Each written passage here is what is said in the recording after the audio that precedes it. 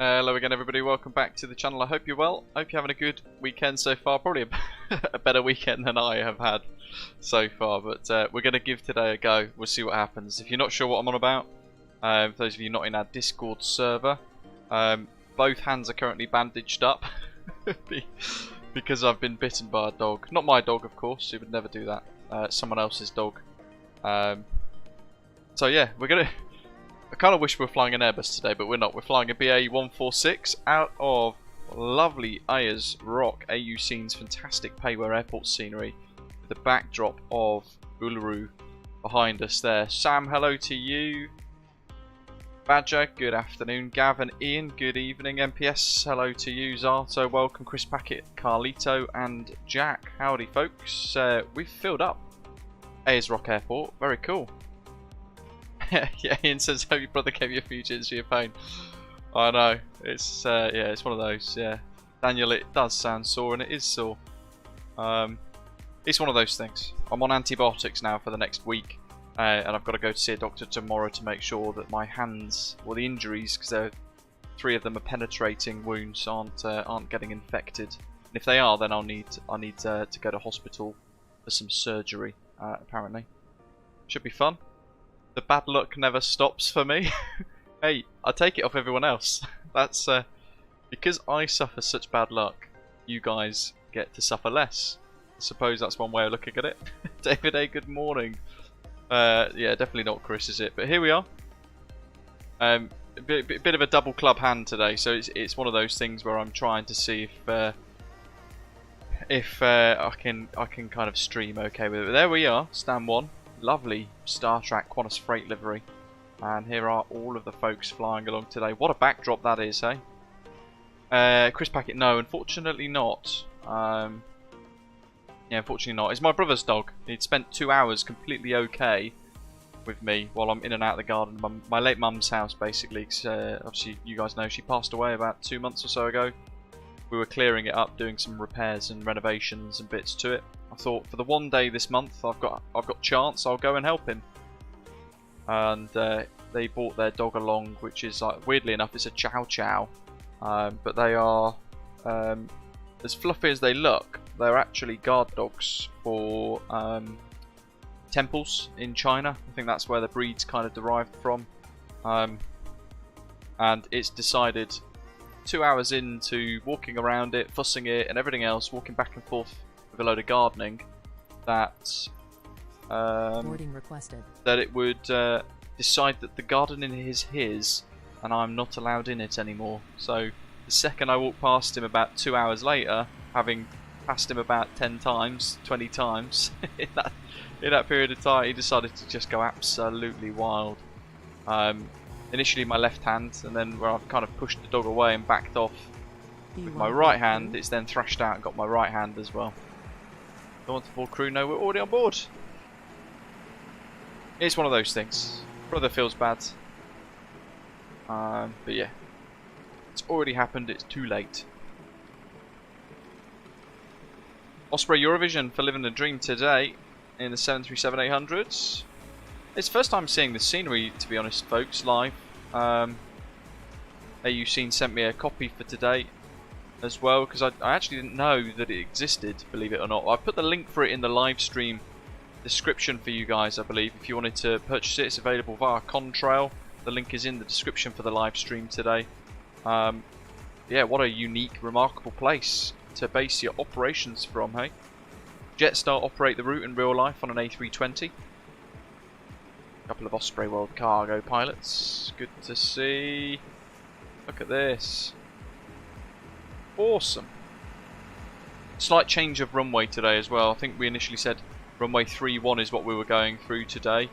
But actually we're going to change to runway 13, I think it is, because of the winds. Winds are favouring that quite considerably in comparison, and we would rather have a decent headwind than a massive tailwind for departure. Certainly in an aeroplane that I've not flown for a little while now. Look at that, that's a great screenshot. Just angle that a little bit more. I'll grab that. Today's the last day for Fly July's Melbourne competition that Orbex are doing. and we are entering that today. So effectively you fly into Melbourne, and with that you add into their Discord server a couple of your screenshots and your Volanta flight plan as well, proving that you've flown the flight, if that makes sense. And then it gives you an entry into into the giveaway. Look at this. It's been a long time since we've flown this aeroplane, to be fair, and it's not long. It's about 3 weeks now. Received quite a big update from the JustFlight team, improving various things, and we mentioned at the time we were going to have a little look and dive in to kind of explore what this new add-on update, I should say, what this new update for the aircraft add-on has to offer, but alas, we never actually got round to it. So today is the day.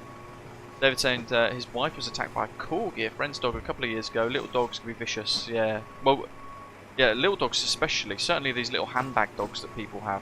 Chow Chow isn't a handbag dog, neither is a corgi really, but the very small ones, chihuahuas and things like that, people tend not to actually bother training them because they think, oh, my dog won't attack anybody. Look at the size of it. They tend to be the most vicious.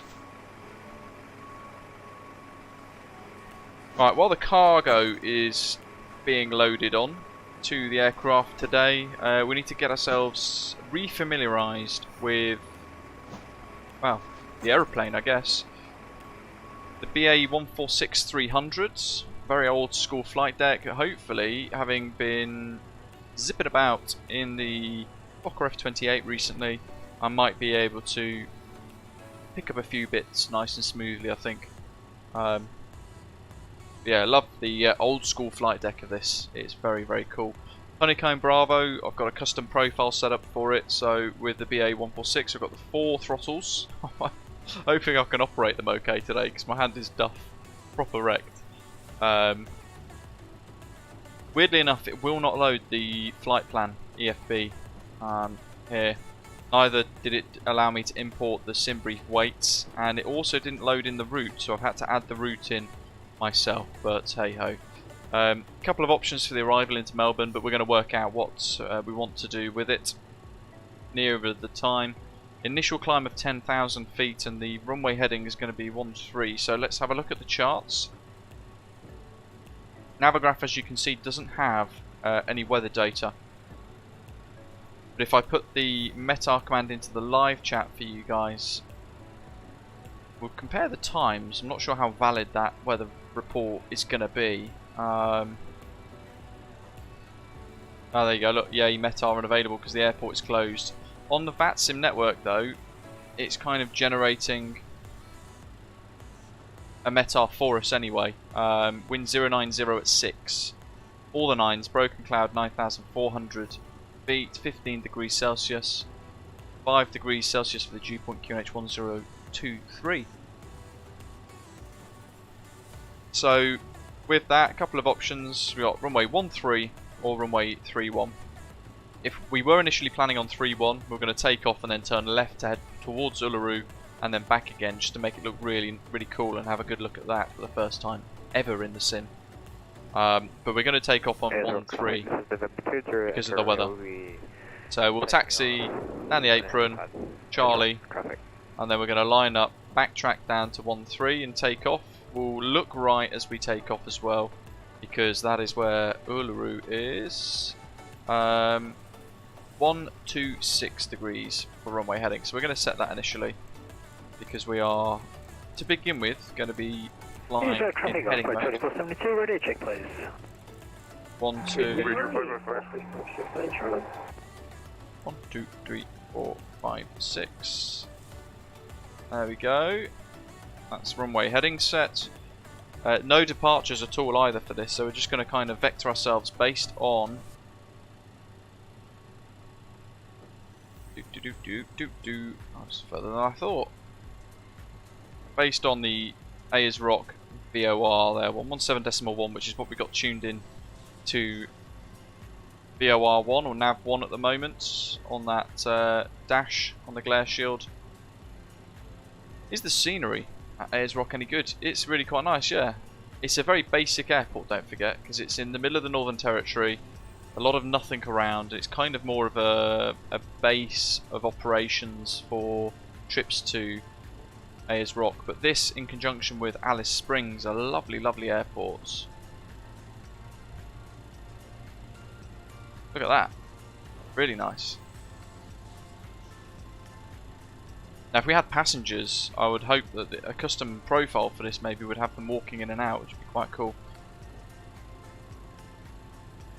So, that's set, that's set, that's set. We're going to go power, test the thrust modulation system.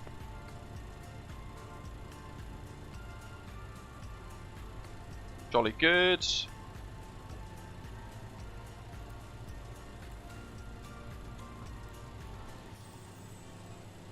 That'll do. We'll go for 90% M1 just to push the power up a little bit on the aeroplane while we're here, and then we'll turn it off because for engine start we need to make sure it's all off. Cargo loading 100%. Look at that. Happy days. Oh. Oh.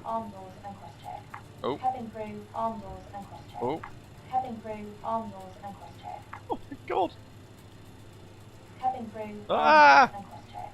Cabin crew, arm doors and cross check. Cabin crew, arm doors and cross check. Let's close all these. I have no idea what they're doing.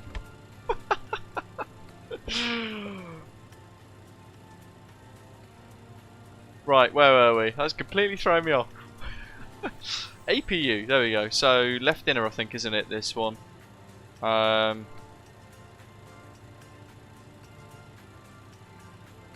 Fuel flow is there. Fuel quantities, we've got a little bit in the centre tanks for us to keep an eye on. Actually, we're going to turn it all on anyway, so let's just get all of the bits on there, all of the fuel pumps on, then we'll start the APU.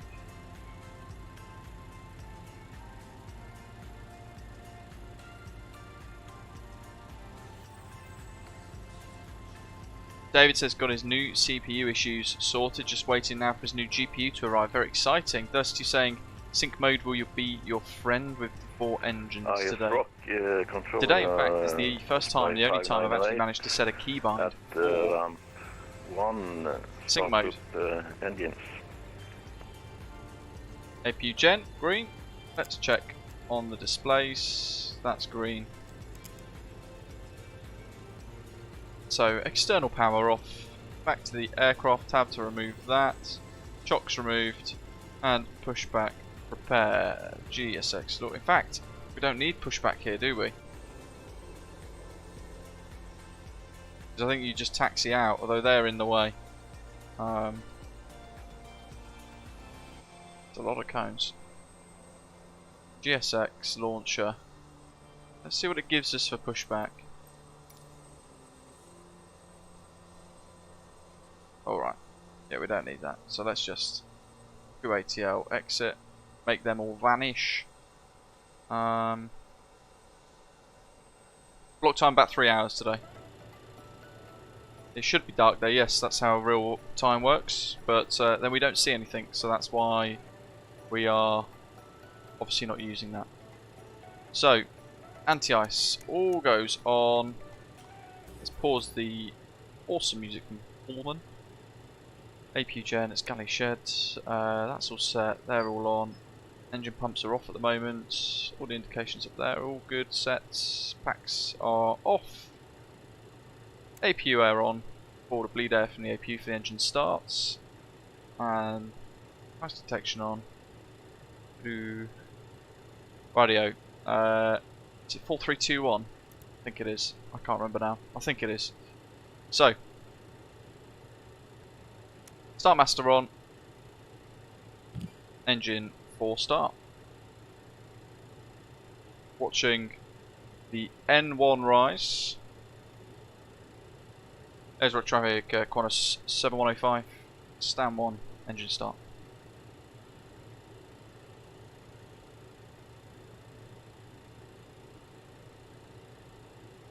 Okay, add the fuel. Looking at the N2 indications there, but also watching the TGT and the M1, making sure the thrust modulation system is off for the engine start. I'm going to set flaps 18 as well. Just for our V-speeds. The Whisper Jet. Very quiet, notoriously. What I'll do is I'll just turn the stream volume up a little bit. Engine 3.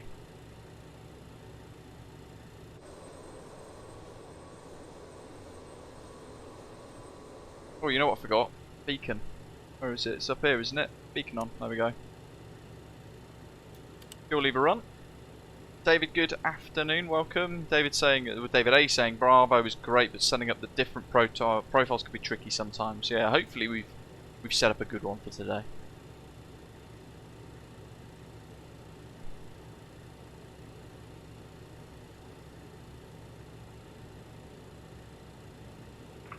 YAYE traffic, Qantas 784 starting engines on stand 4.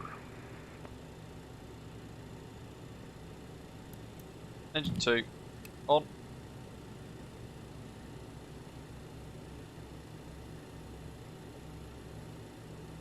Watching the N2. M1 starting to slowly rise as well towards 20. Fuel control lever to run.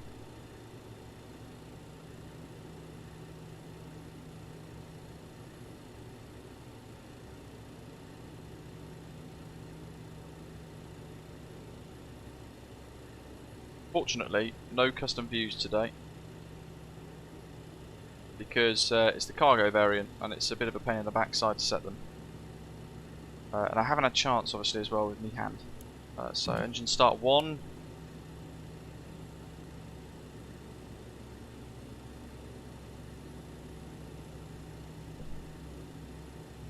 Christopher says, I feel like the 146 is a bit too quiet. They're still jet engines, even a little Model 1. The scale models will kill your hearing. Yeah, but it's nicknamed the Whisper Jet for a reason. It was incredibly quiet as an aircraft. On the outside, a slightly different matter, but it's still very quiet in comparison to certainly a lot of other aircraft. That's why it kind of got its name. And they've done quite a good job with the sounds of this. Leave the APU on, start mode switches off, start master off, pop continuous ignition on for takeoff, engine anti-ice goes off after engine start, generator 4 online, they've wiggled and gone green, generator 1, engine 3 pumps and 2 pumps for the hydraulics, final check there of the miscellaneous panel. Jack, yeah, looking forward to that. I think somebody asked earlier if I'm taking part. I am, yeah, depending on what happens with the hand, obviously, as well.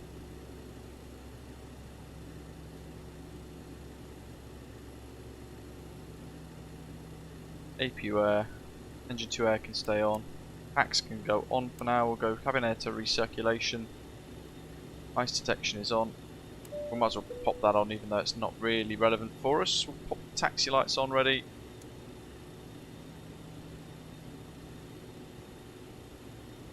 I think that is everything there. We're going to go flaps 8,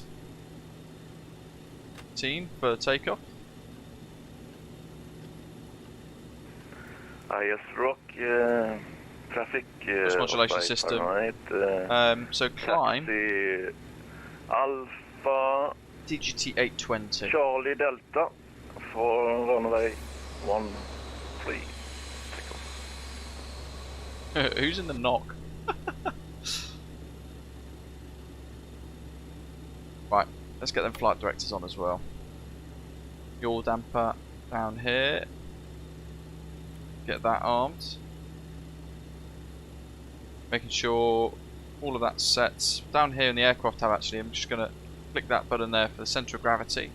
That should set it for us now. Certainly with trim and things as well. Ayers rock traffic, Qantas 7105 from stand 1, taxiing to 4 Point Charlie, runway 13 via the apron and Charlie. Ayers rock traffic.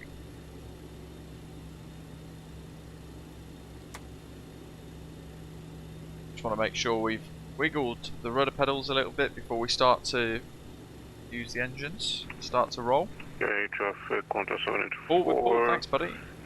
taxiing to holding Oh my point God, for that runway feels difficult. 13 via Alpha Charlie A little bit of throttle. from stand 3 behind company traffic. Toby eye tracker fired up. For the turn. And there's our traffic, Osprey 2472 starting on stand. There's our traffic.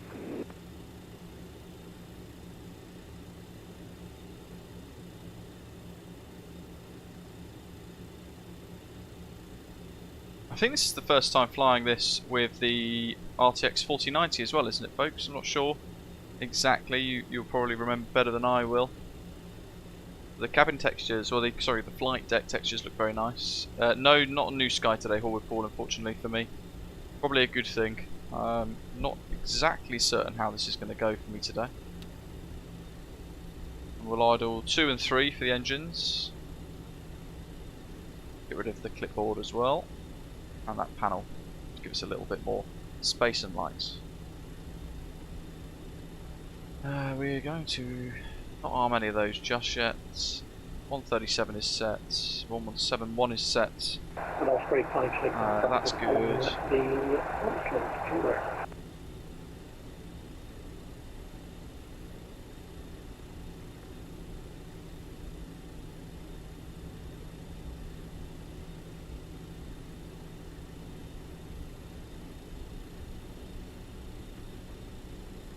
Oh, the new hardware is fantastic, Night Shepherd, to be honest. It's really good, very impressive. Ayers Rock, controller, Osprey Fahrenheit, taxi to backtrack runway 13 for takeoff. Oh, well, it's difficult with 4 throttles today.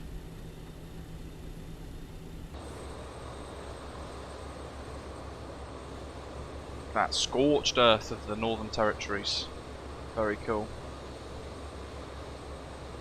And I'm going to position the camera about there, oops, steering, because I want to grab a really good screenshot of Ayers Rock as we take off and climb.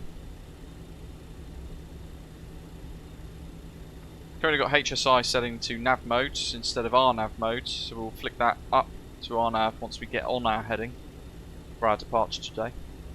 Initially we're going to aim to intercept the Ayers Rock VOR on a radial outbound of 137 degrees, and then we'll kind of climb up from there straight towards Melbourne. Looking forward to flying into Melbourne as well, first time for a little while flying in there. No massive rush on the taxi because the aircraft ahead is going to backtrack, turn around and take off. And it's our traffic, Osprey 2472, taxi to runway 13 So we'll just keep the by speed Charlie Alpha, nice and Charlie smooth and here, Delta. like so. A lot of trim in the elevators, Sam. Nope, that is as it is. It's kind of the way that the aeroplane deals with its hydraulic systems and all that sort of stuff. If I push all the way forwards though, it overrides. But the trim is actually, can't really see it that well, but that's the elevators. You kind of see the trim trying to hold itself in a particular position in the middle there.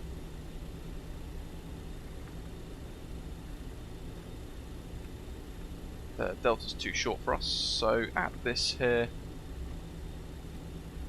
we'll hold position.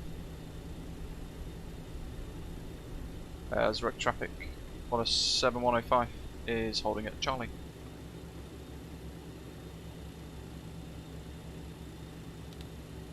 Okay, all the engines are idle.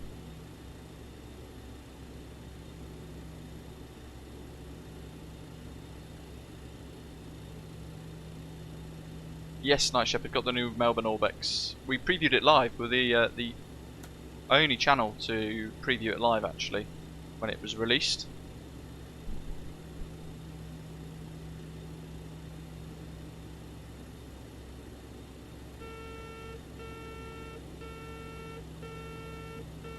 Ooh, what's the config warning for?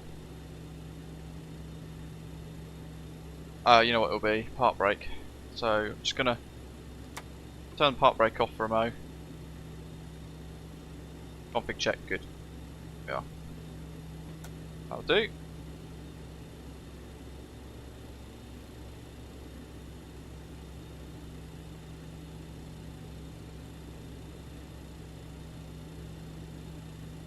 do. We'll run that. Ayers as well. Rock traffic, Osprey Fahrenheit to take off runway Here he is. 13. It's MPS. About to go zoom.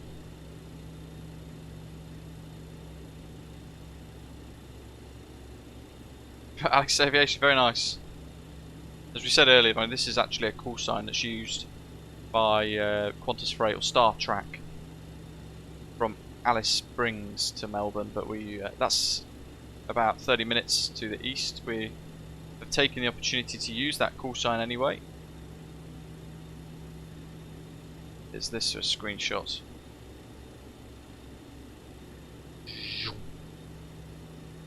That. He's up and away. Brakes off. A little bit of power onto the overhead panel. Going to pop the landing lights on. Ayers Rock, Osprey Fahrenheit, Airborne. Climb it to flight level 370. Use all 4 engines actually. Ayers Rock traffic, Qantas 7105 Feb bar Charlie, entering 13 and backtrack 13.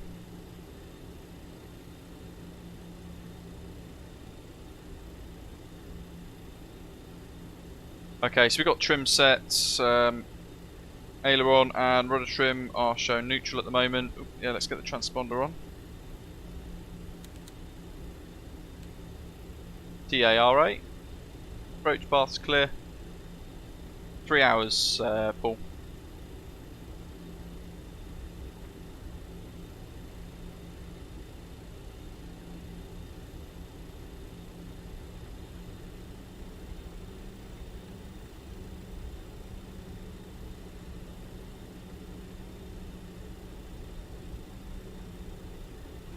Long runway. Hopefully we don't need to use all of it.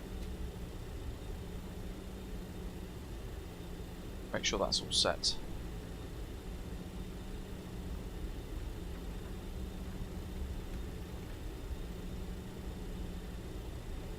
We've got that retro livery, by the way, now has been painted by Paddy on the JustFlight F28 4000 variant, and it looks spectacular. So those of you flying Frost Railways, you can download that now from flightsim.to. It's on the website as well. As a link. Traffic, Osprey Fahrenheit at 6000. This is going to be a really good way to handle separation, isn't it? 370 at 138 degrees. Ayers Rock traffic, Jetstar 665, taxiing to runway 13 via the apron, Charlie. Ayers Rock traffic.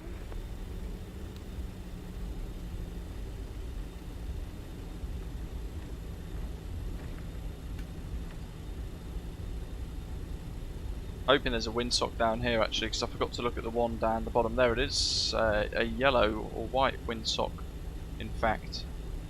We will get the control visualizer on. Always, always, always, always look for the windsock. Get an idea of what the wind's doing in relation to the aircraft. Haha, it's close enough living the dream, isn't it? Not quite as retro though, is it?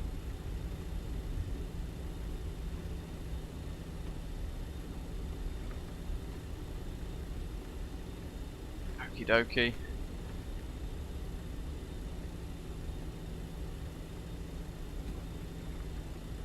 Let's go, shall we, folks? Go to Melbourne. Bloody ripper. There's the windsock. Slight crosswind. Something for us to bear in mind there. Ayers Rock traffic, Qantas 7105 is taking off 13, initially runway heading, and then outbound 137 radial from the Ayers Rock VOR. Ayers Rock traffic. So, takeoff mode is active with the D rate. Jolly good. Yeah, cool. That's good. Make sure that is set. Flaps, everything else. We're going to have altitude arm enabled. And then I'm going to save this here. So, a little bit of right stick initially on the brakes. Brakes off. TMS set to take off. Here we go.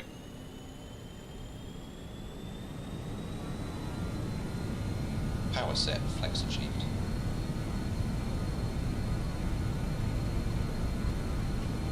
Hands on the throttle still, just in case we have to abort. Speed alive, both sides. Got a bit of rudder here, so we have got a decent crosswind. 80 So knots, cross check. countering that with aileron input. God, we must be heavy today. Come on, go. Running out of runway.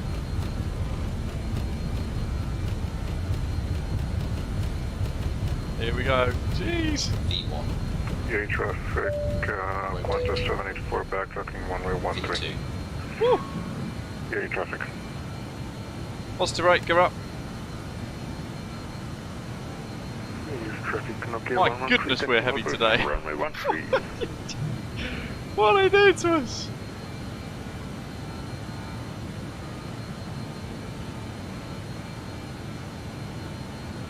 Ah, you bloody ripper. There we go. Let's sort this out. So on speed mode, heading mode, autopilot engage.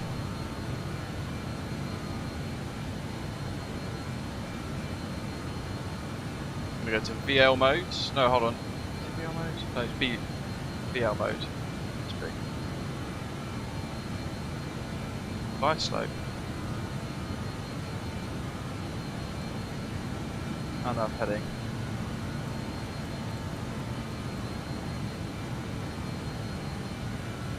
Cool. Right, past Uluru. Look at this.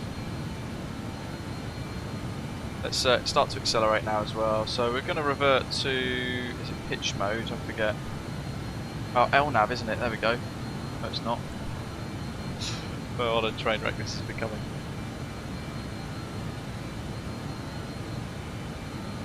Let's get speed mode off.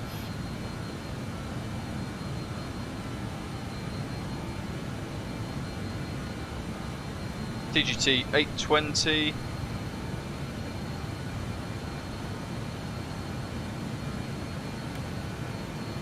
Flaps up.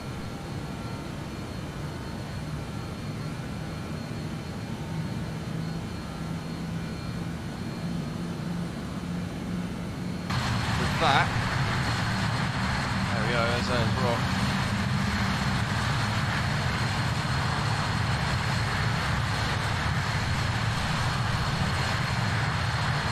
Very nice.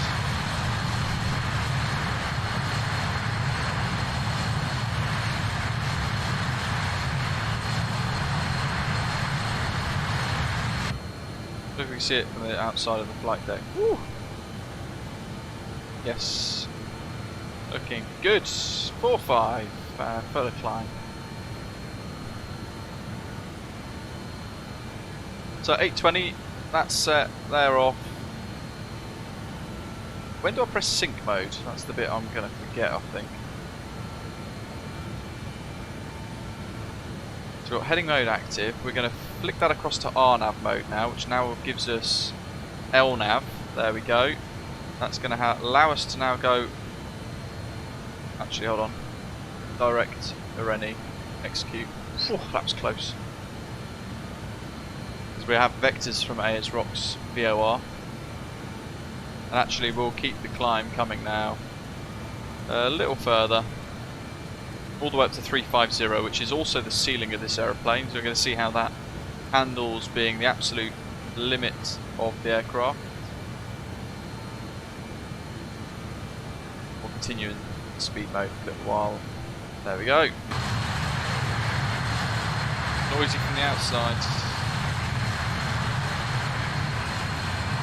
And there's Ayers Rock.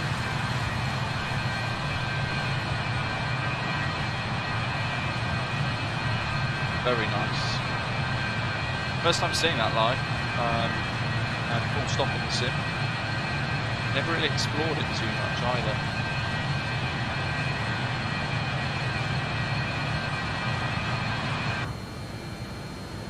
But if we can't quite get to that altitude, Night Shepherd, then we will give up on the idea of trying to get to 350 and we'll set something else that we kind of deem appropriate. 477, taxi you holding point runway 31. So flaps up, gears up. What do we got here? Climb thrust TGT 820 through flight level 150. We'll change that TGT to 840. You know what we need to do as well. Engine air. Oops. APU. APU off.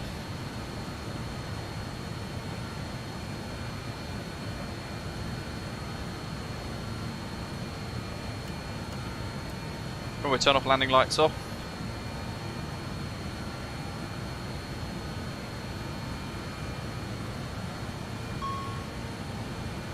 Last caution APU. Disregards. Speed mode off.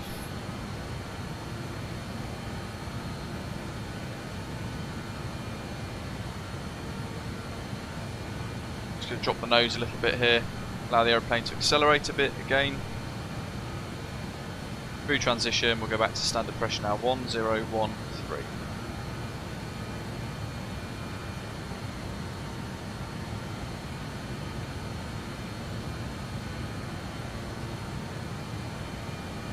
Right for about 7%.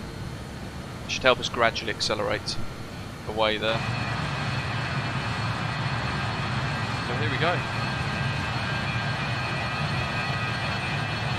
It's a remarkable looking aircraft, isn't it? Very, very cool indeed, very unique. Star Trek still operate them, I think, don't they? Is that correct? So that was a historical call sign that we've ended up grabbing from today.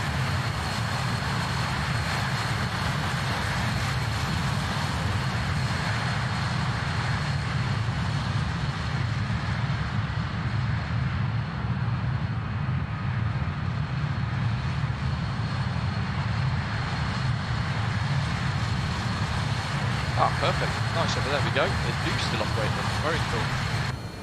Okay, let's try sync mode. Done. Pressed it.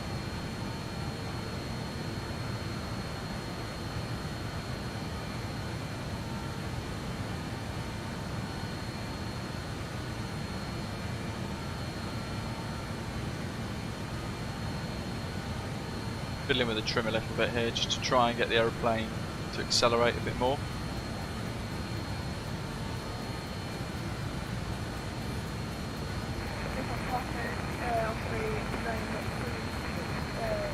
Right, we're away. We are pushing the aeroplane as well because we don't have many options for diversions if the weather's bad at Melbourne because of the range of the aircraft. This is kind of right towards the upper limit of that. We got 165. Let's see. 50, 60, 70, 80. 280 knots seems reasonable to me.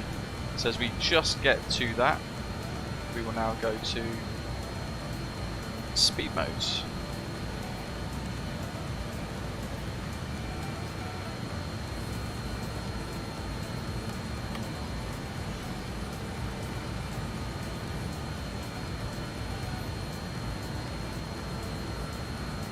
Flight directors, we're on track to a Rennie. Flight director's gone a little bit awry because it's off to the side, which is weird. Melon Lord, hello, welcome. Yes, first time ever we've got sync mode active. Right, it doesn't like the speed mode at all there, so we'll go back to the old way of doing it.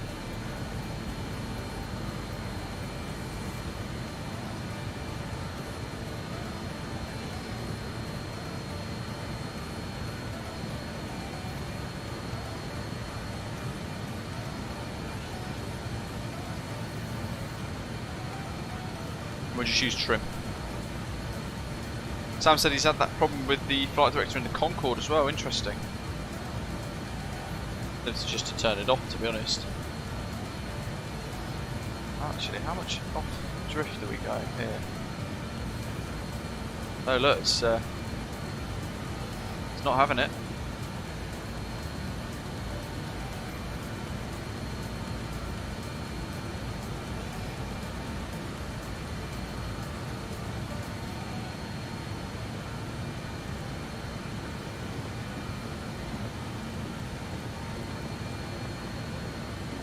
Autopilot in, yaw dampers on, heading mode's active.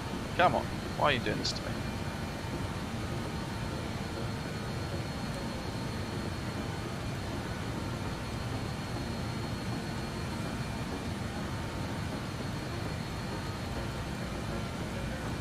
That's weird.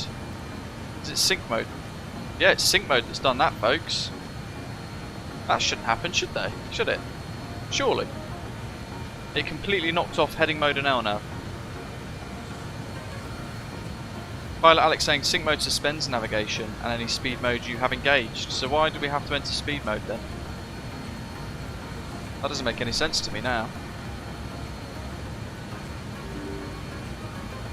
What the hell?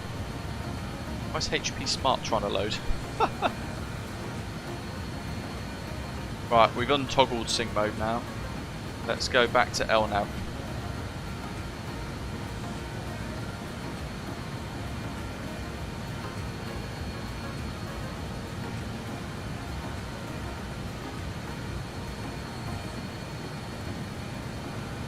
We don't want to go too dramatically back towards the LNAV path, so I'm just going to set a smoother course for this.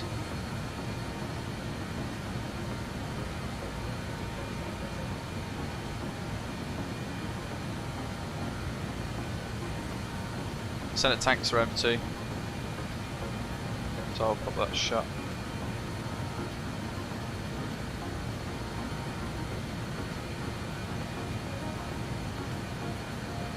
Yeah, no, the sync illumination's gone off there now because I've turned it off. It was toggle afterburners, somebody said in the lounge earlier on, so we set the toggle to that.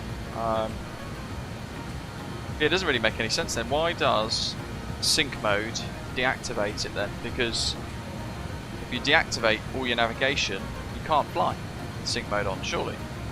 Nobody flies in a straight line.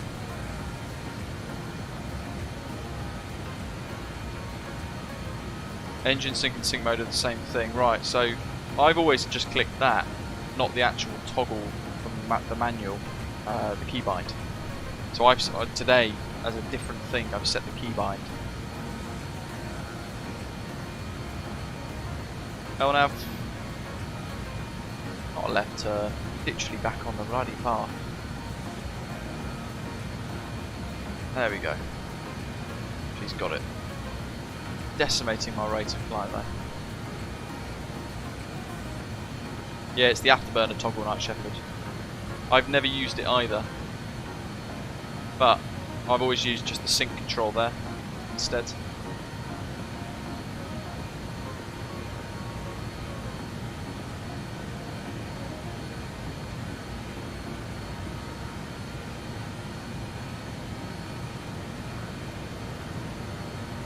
Ah, right. Well, I'm never using sync mode then, Melon Lord. I've never had to until today, and I probably won't ever again. It's a good job that we noticed enough, early enough actually, that we were kind of drifting and it wasn't doing anything. So I thought initially maybe our crabbing was into wind, but yeah, the flight director was the big clue there, wasn't it? Right, back on track. Volanta then. Oops, that was a double click.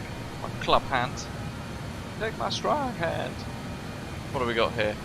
Couple of screenshots, let's get them included. I'm going to put some of these onto the Orbex Fly July Discord page as well, part of their little giveaway. Badgers up ahead, MPS as well in the 737-600, zooming ahead no doubt, a lot further ahead than us and certainly a lot faster. And there's our little drift from track. Don Colido, Qantas 784. Ooh, very nice, going for the sunset option. Who else have we got? We've got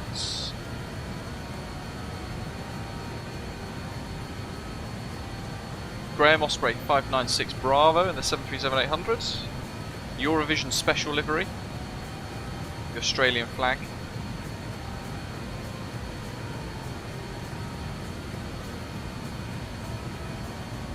Who else have we got here then? So just now on the runway we've got Turbo Stig. Ian, Osprey 2472. Oops. God. My mouse clicks and things. It's going to be really, really rough today. Ooh, very nice. Osprey World Cargo, love it. Hopefully we got a few people tracking it on New Sky today at least, hopefully. Not myself though. Gav, Jetstar 665, flying the real world routes from here back to Melbourne. Look at that, lovely. Very nice. And then we got Flight Sim Gaming UK, Osprey 932, Hergy as well, Nock. It's a cool livery, even though it's never operated here before. 20,000 feet, speed still good. Just got to keep an eye on this aeroplane like an absolute hawk.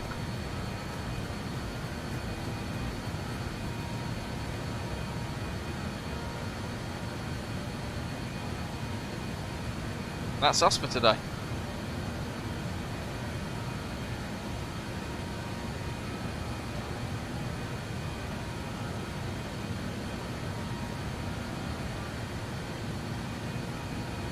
Pilot Alex, good to know. I think it's something that's just not really ever going to use. But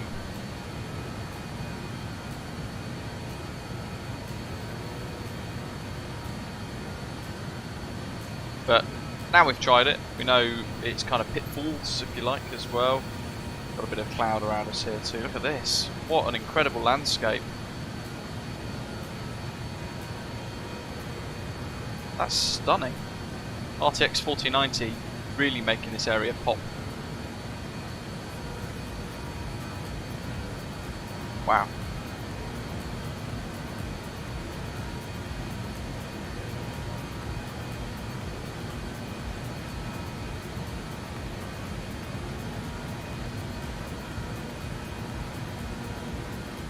Still climbing, 1,000 foot per minute.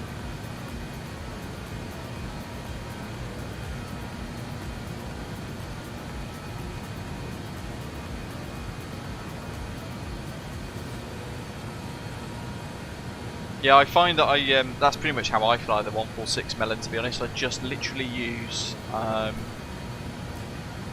pitch mode for the climb.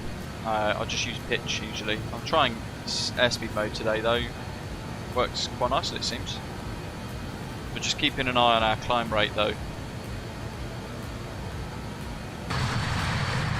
See what it all looks like from above, shall we? Whoa. Tiny little engines.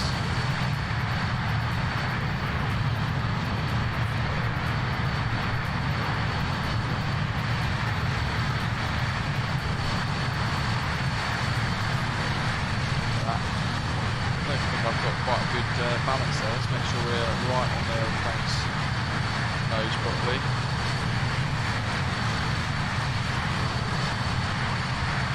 How cool is that?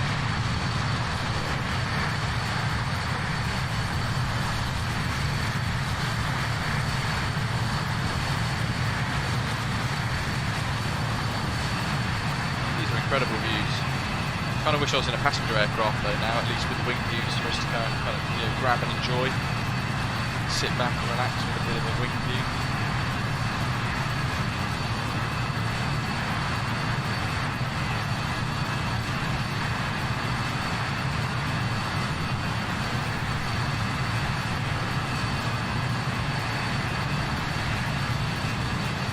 Find the Australia Post. We do need to probably decelerate a little bit now. We're getting a bit higher.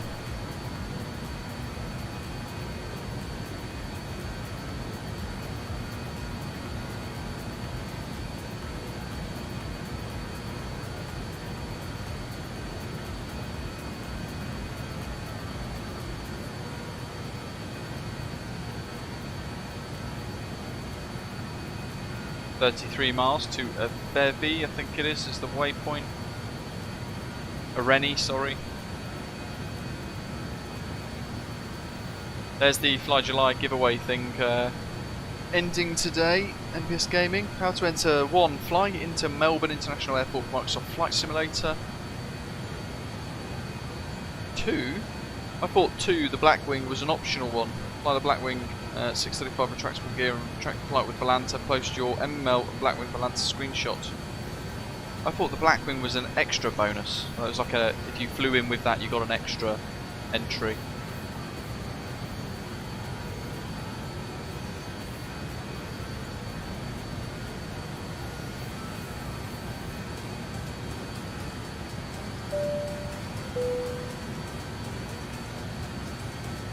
Well, let's try sync mode once more, because I don't know if I've got this right.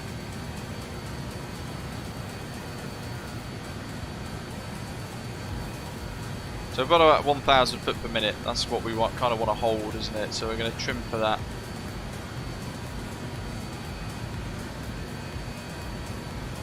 So this is how we use sync mode, right? You guys know better than I do. I'm relying on your help here. So we set our vertical speed in sync mode. It's a little bit wobbly at the minute, but that's fine. I'm just letting it settle with trim.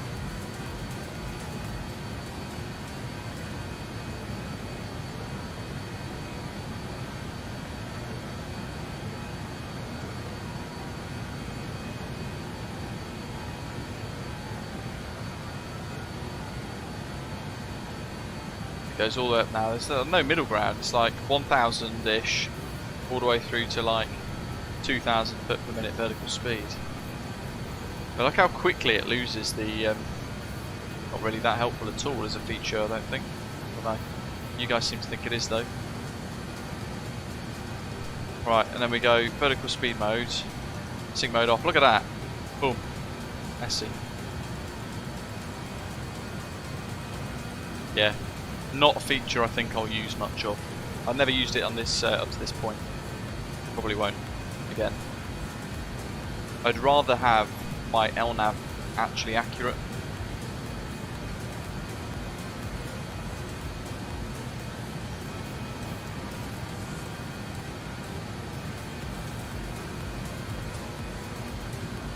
Sit there we go. Okay, well I've deactivated sync mode now anyway. THT840 is as good as we're going to get, all the way through to cruise, where we'll wind it down to 740ish, depending on what power we get from the engines. See how high we can get really. I'm just curious to see if we can get to flight level 350. If you're enjoying today's stream, hit like, hit subscribe as well if you're new to the channel, and say hello in the live chat.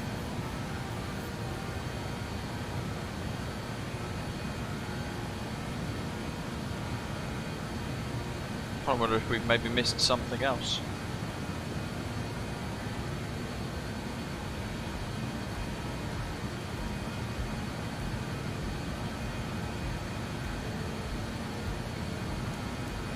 Nearest ignition. Knew there was something.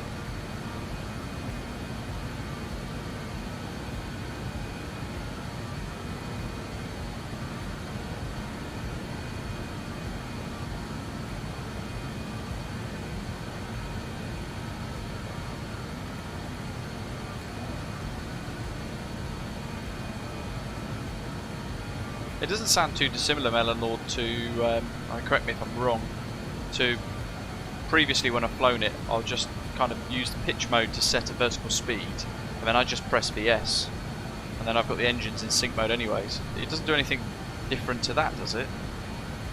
Just a different way of dealing with it. Reducing speed though now, 250 knots. I think we're going to be overtaken a bit today.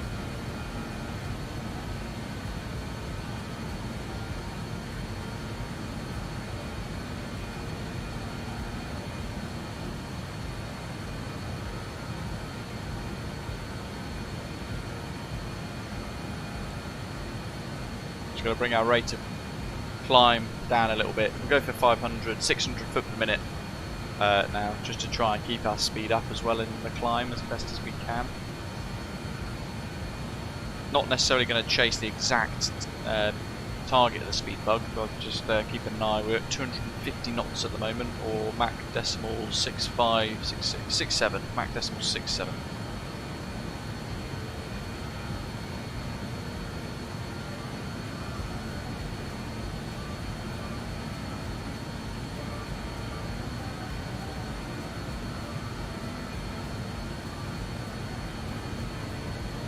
Just see how high we can get.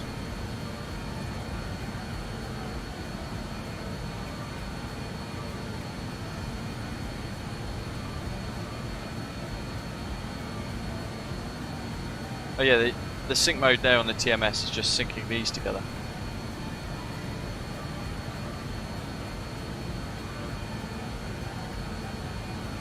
And 2, that's all good. Has anyone else had the issue with the EFB where it doesn't load the OFP? Curious. It loads that bit there. Oh, that's it. It doesn't load the output. I've got dashes on the METARs. It doesn't load the weights either.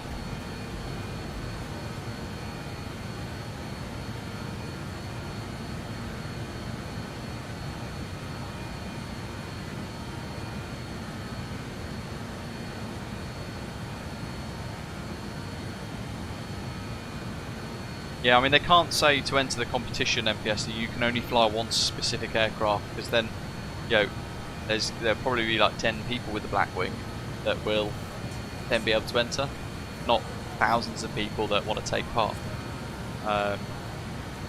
There's definitely different ways to enter. Deo, welcome on board. Thanks for subscribing to the channel, buddy.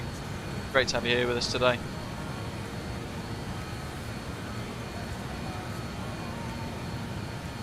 "30,000 feet, 5 to go. See if we can get there. Come on, go. Still 250, I'm happy with the speed. A little on the slow side, but trying. And we're burning fuel off and getting lighter all the time, so that's helping as well. How loud it is outside. I can't even hear the music from my speakers at the minute.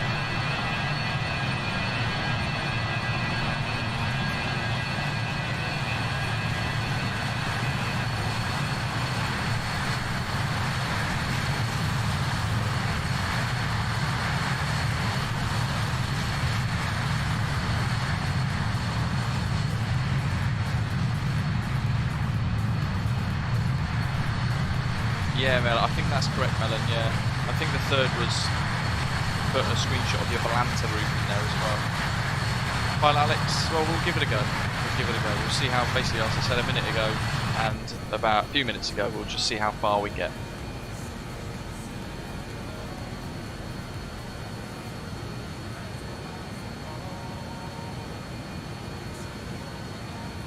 We've got 3 hours anyway.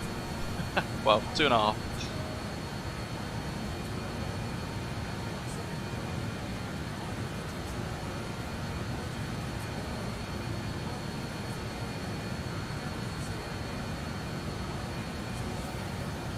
I mean, the biggest thing there for me, Alex, is that sync mode. Just, it seems like a pain in the arse to me, so I don't really want to use it. Doesn't really seem to work that nicely. It's not smooth, is it? Let's say. Melon Lord, yeah, I think it's because beyond that, your cabin's pressurised as high as it can go anyway, but it should then be fine at any other altitudes. Maybe that's the kind of the limit of it, if that makes sense.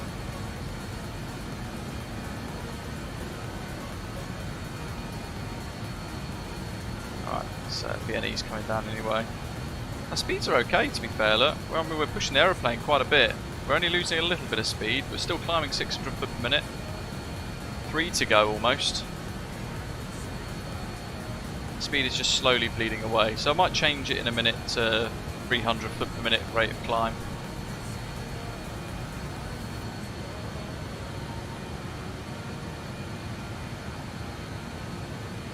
We've still got a long way to go anyway, so even if we don't reach cruise until Virov, that's okay, I'm happy with that. Even if we have to maybe level up at 330 and then step up again. Because we are fairly heavy, we're pushing the range of the aeroplane a little bit, and as well, we're flying to its ceiling.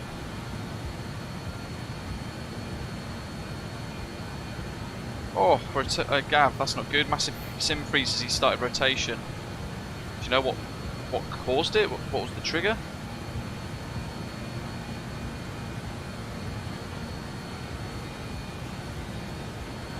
It says from the Orbex site, it says double your chances of winning if you fly into Melbourne with the Blackwing, and triple your chances if you track your flight with Volanta. Here's how to enter, yeah. So as I understand it, you've got to fly into Melbourne. You've got to then put in some screenshots into the specific channel inside their Discord, and then also put a screenshot in of your entire route, which they'll be able to check via the route ID and things to be able to actually identify that you have flown that route, if that makes sense. That's, I think, how they're kind of doing it.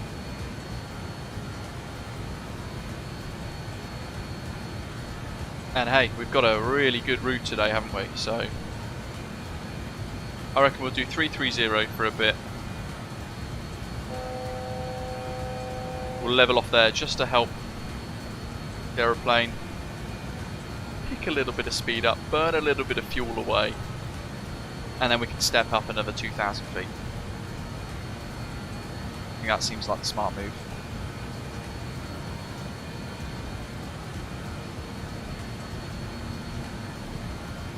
.330 all time, 500 to go.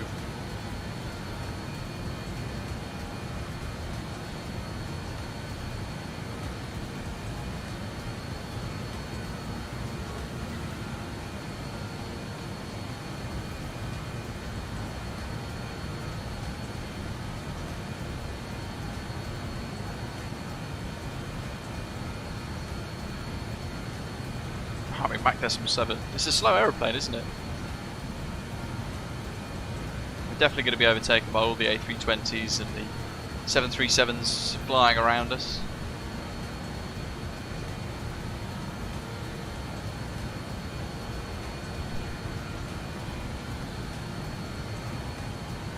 The altitude capture is now active.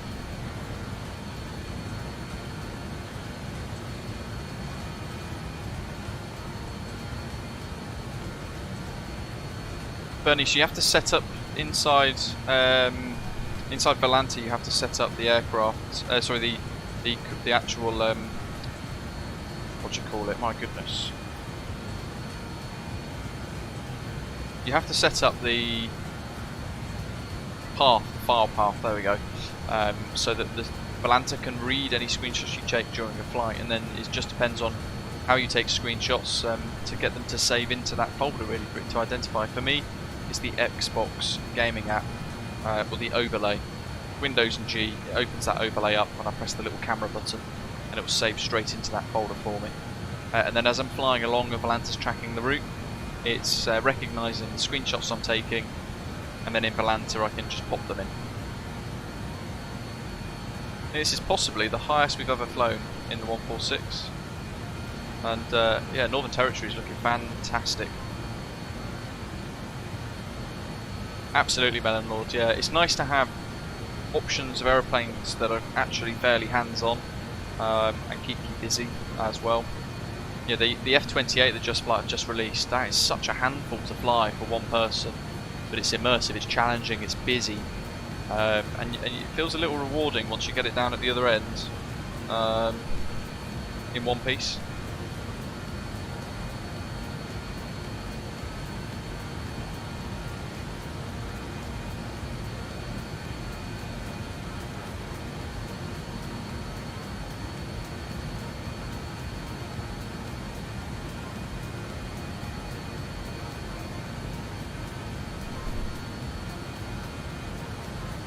Almost there. Got a bit of throttle work to do next.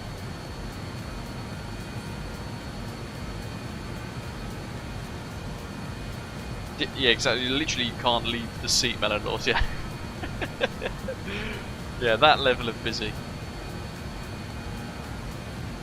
Did they, in this update for the 146, did they fix the fuel flow thing? Because I know there was a, kind of a bug, wasn't there, where the fuel flow would just never move. It doesn't look like it is moving, to be fair. So maybe that's still an issue. So we've used 440 kilos of fuel in each engine so far, so I would have expected some of that fuel to have bled away. What do we want for cruise? 740.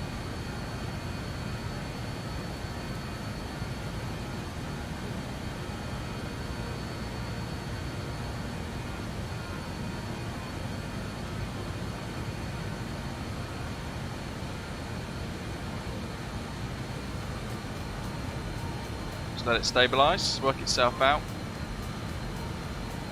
We'll just sit at 330 for a little while.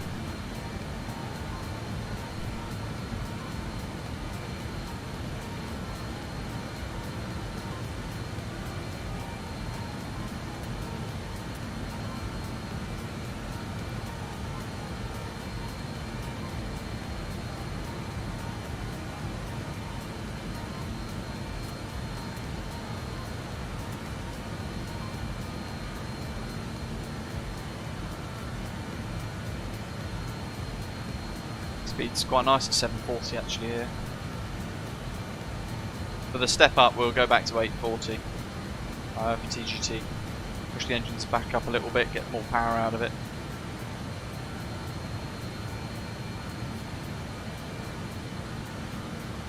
Again, there's no auto thrust in this, it's down to us to kind of deal with.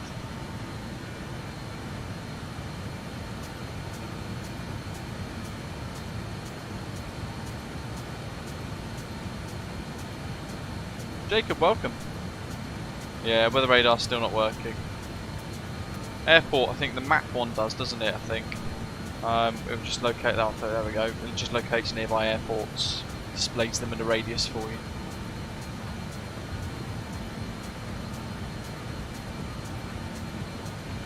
Living the Dream says just reached flight level 370 in the Eurovision rocket ship. The Australian Outback looks amazing in the sim. It certainly does.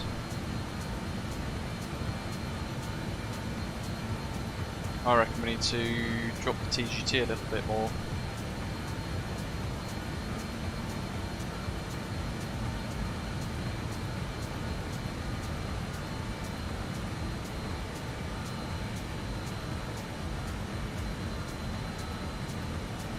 Just keeping an eye on the speed there, because it is just creeping up a little bit there.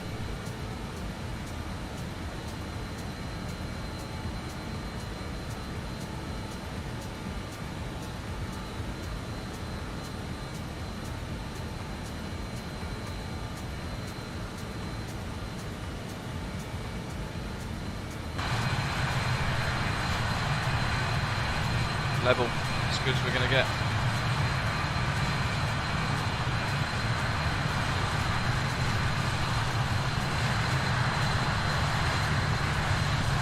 Let's absorb some of the views out back.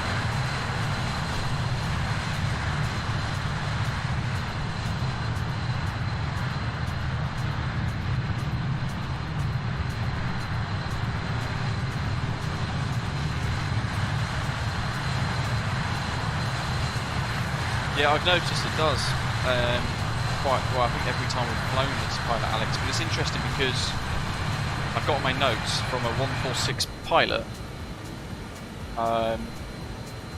saying that cruise 740-ish at TGT, but I always find 740 wildly too high. And then, yeah, as you're saying, it's actually nearer to about 640, not 740, that you end up kind of flying at with a TGT. But it's holding the speed nicely here at the moment. We're just, as it starts to trickle towards F, then we'll drop it a little bit more, 20, 30, 40 degrees at a time. But I'm hoping if that if I drop it down to 640, we should have enough power margin to get up to 350.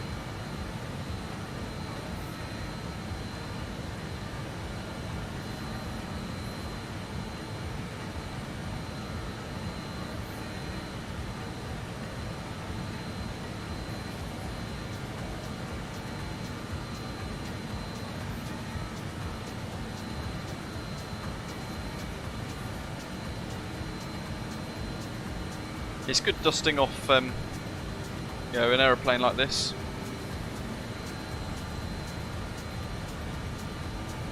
Been a little while since we've flown anything like this as well. Certainly not counting the F-28, of course. It does make you work a bit, doesn't it? He's doing well, Ian. Thanks. Yeah, he's again, full of beans today. Super happy this morning, so he's trying to run around and do crazy things, and he obviously still can't do that. So it's becoming progressively more difficult to actually just keep him calm. We're Melbourne still using 2.7 for arrivals. I think we're looking at doing 2.7 for the ILS Zulu now instead. We were initially planning 3.4 with the RNAV, but the RNAV in this is a little bit of a handful. I think we're looking at 2.7 now. 203 for minimums. I'm going to set that now early, just it's one less thing for us to worry about. And a question that I get asked regularly with stuff like this is 203. And you set it directly, yes. You just press and hold, so left mouse click. And then you can directly set 203.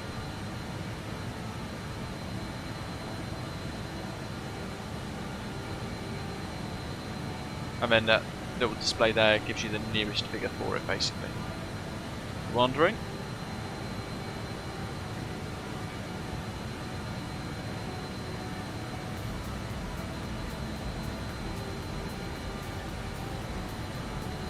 What's the time? 2 hours till my next medication dose. Brilliant.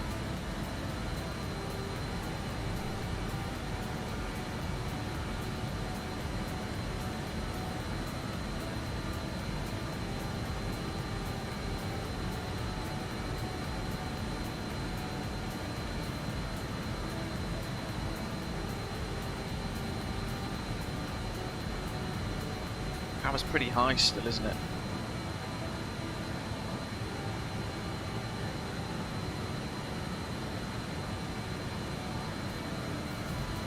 Melon Lord, yeah. So Ayers has had, well, he's had years ago had hip surgery. Both hips replaced because of bunny hopping and hip and elbow dysplasia. He had both done. First one that he had done turned out was a bit of a botched job, and it's failed. So it was then dislocated the last couple of months. So he's 3 weeks in post surgery now. For almost his 4th week actually, from Tuesday, 4 weeks post surgery for that hip being replaced again. So they had to extract the Barnick hip, cut open his femur, and replace what was already there with a brand new bionic set.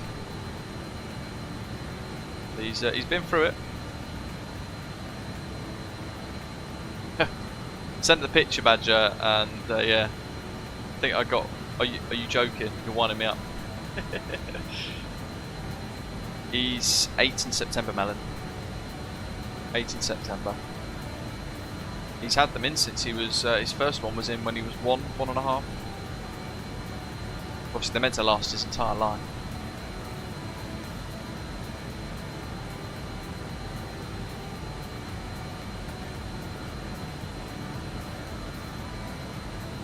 Looks like we are getting.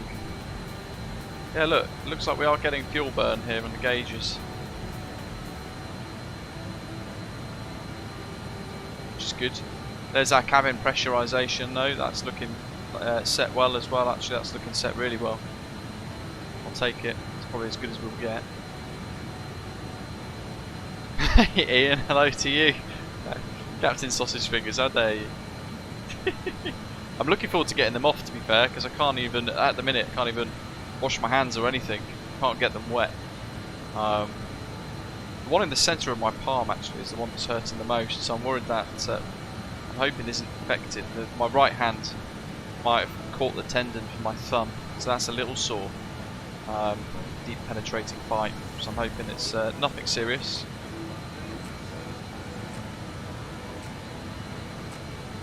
I think, yeah, when I mentioned today might be a bit of a tough one, immediately people were like, oh my god, did your dog bite you?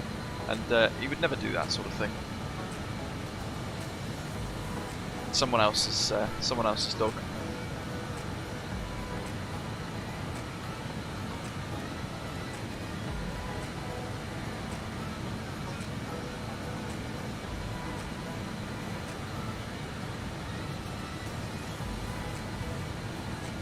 It's tough, MPS. It's tough.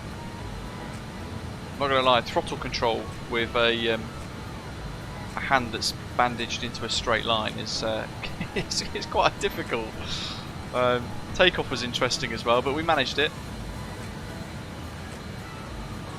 If this was the Airbus, it'd be so much simpler, wouldn't it? Because it'd just be autopilot on, climb gate, job done, sit and do pretty much nothing all the way through to touchdown, which in this instance would be very easy.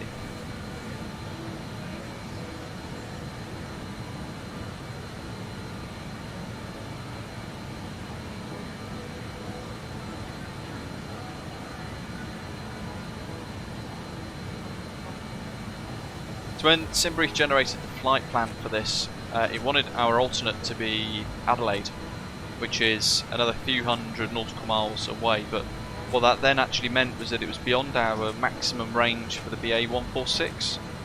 So we had a fuel deficit of, I think it was about 500, 600 kilograms of fuel.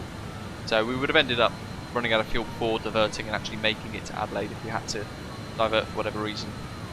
So I've changed it to Melbourne Essendon instead.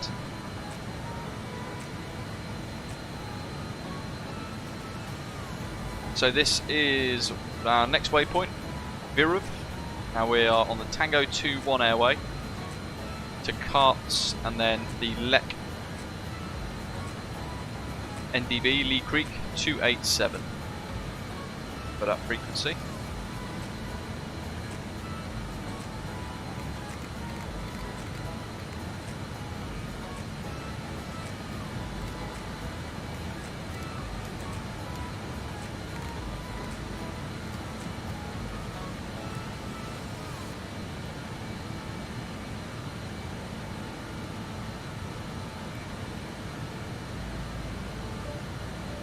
Amp, hello, welcome.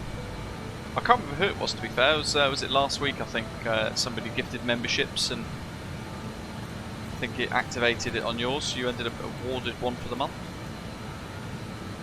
Welcome. I hope you're well.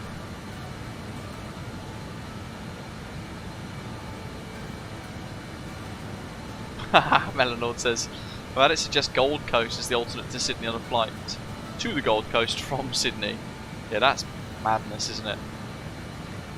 Luke says he was flying an Embraer 175 to Alice Springs from Melbourne and it suggested an Indonesian airport as an alternate. My goodness, that's rubbish. Avalonian, yeah. I was scrolling around on the map trying to find a suitable alternate, and then I thought, you know what? If it's fuel that's the issue, we'll divert to Essendon if we have to, because it's literally round the corner.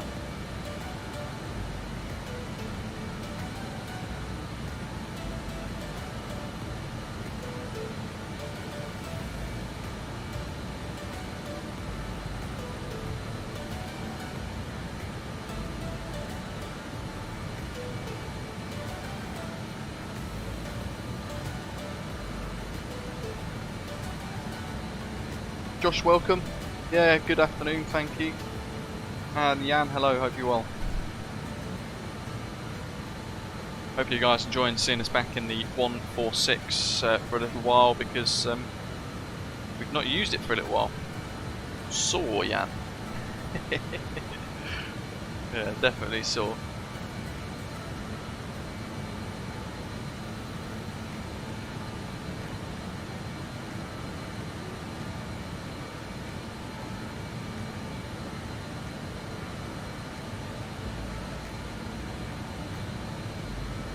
Ronnie, welcome.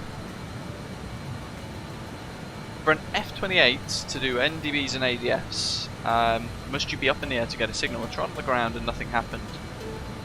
I'm not sure, to be honest. Bernie, just keep trying, buddy. Might be struggling a little bit with the server, that's all. Especially being a weekend. I know sometimes the Volanta servers are a bit maxed out.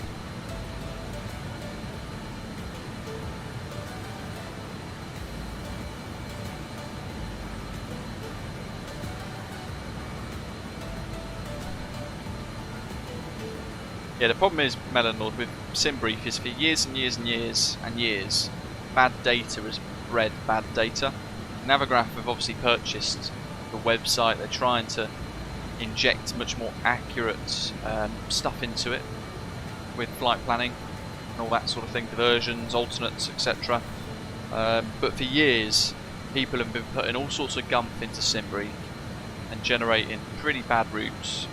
And because of that, it kind of affects what is suggested as a route, but also then the alternates and things that get suggested as well. My goodness, my hand looks so wrecked underneath that bandage. Oh.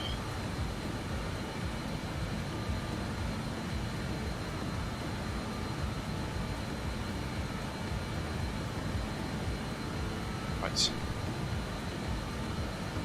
68 miles. I reckon we can probably try a step up to 350. Shall we see if we can get there? Let's see. Oh, arm. I'm going to go back to 840.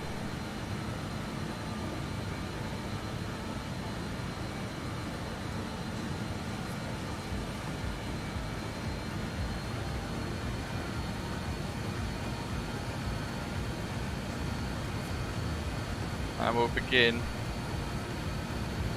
a little climb.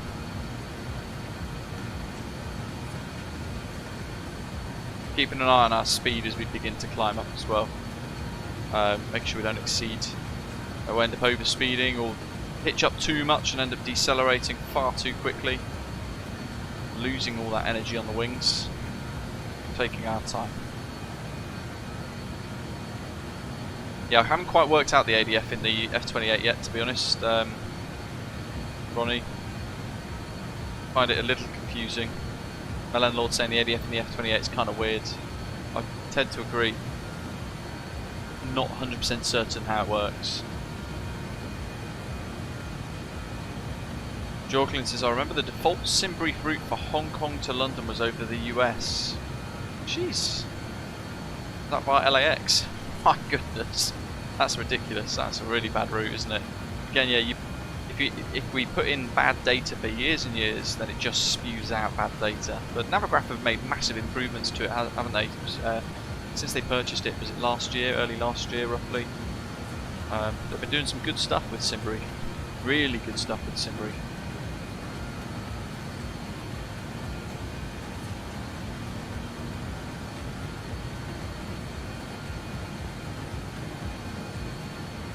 I'm going to try and find the live ATIS link that we had earlier on from somebody in our members lounge area of our Discord server, in fact.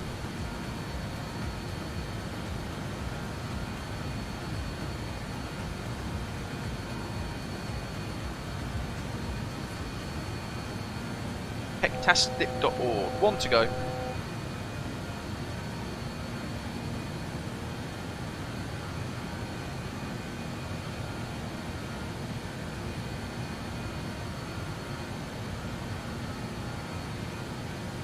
Melbourne ATIS, let's see. Currently, as of 20 minutes ago, information uniform for Melbourne Tullamarine. Runway 27 in use, rapid exit taxiway November closed, stop bar at holding position Echo West not available. Runway 16 and 34 are closed, temperatures 8 degrees, QNH 1029, expect GLS or ILS approach. Visibility greater than 10 kilometers, wind 330 at 6 knots, cloud few 3,500. So we've got a bit of a crosswind for us, to be fair.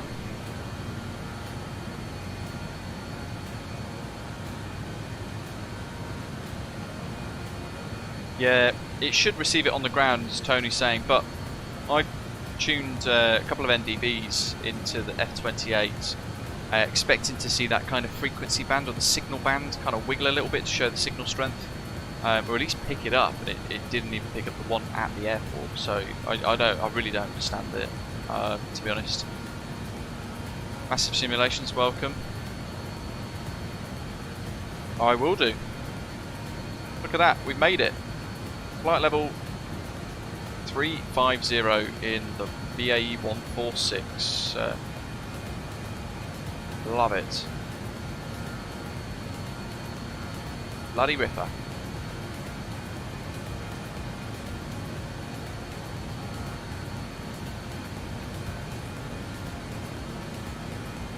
Alt arm, LNAV. Come on, 100 to go. Alt capture. And it's immediately pitched back to wings level. I don't want straight and level, we've got 100 to go. Come on. It will get there, I'm sure. We'll just leave it. Probably as good as for now anyway. We'll just let the speed build back up a little bit. Right, so runway, what was that ATIS that we mentioned a moment ago? Let's put the METAR into the live chat for Melbourne Tullamarine. That's the current one.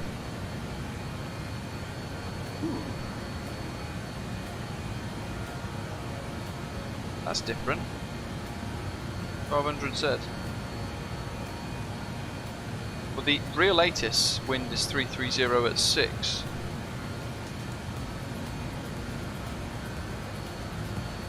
There we are, a little step climb, little tactical step climb, just to lighten the aeroplane off a little bit.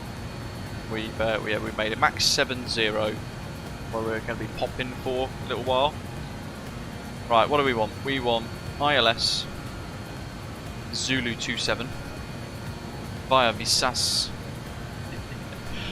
And we're going to have the RB7 Alpha. Execute. We've got to keep an eye on the speeds while we chat about the charts. We've got a long way to go yet, but I'm not anticipating mega changes. If we do have to change, you can see how long we've got left to go, and we'll just change it on the fly as we make our way in anyway. But runway 27 and 34 on our arrivals, in via RB, at or above 8,000. Let's check the actual legs. RB, discontinuity to Tunka, at or below 9,000. Let's clear the discontinuity though. Execute. 160 degrees to Belter. And then runway 27 we're going to break off to Lakeb, or Lake P, 6,000 at or above. Heading now eastbound 082 to Bobble. Then Paula, then Visas, double Visas. Let's close, let's cancel one of them. Execute, and then onto the approach, Isla Zulu 27. So inbound course 263 from 8 miles at Visas. We need to be at 2,500 feet at that point. Zoltan, welcome aboard. Missed approach for this is nice and easy. Fly runway heading, track 263 degrees. Climb to 4,000 as directed. And the minimum's 203 that we spoke about earlier on. We've already put them into the Radalt. Airport elevation of 434, so we'll just set 1,000 on the pressure panel. What's the speed doing? Look at that, we're back. 7. We'll do 700 again, we'll just see how it levels off and deals with itself. 700, sync mode, TGT.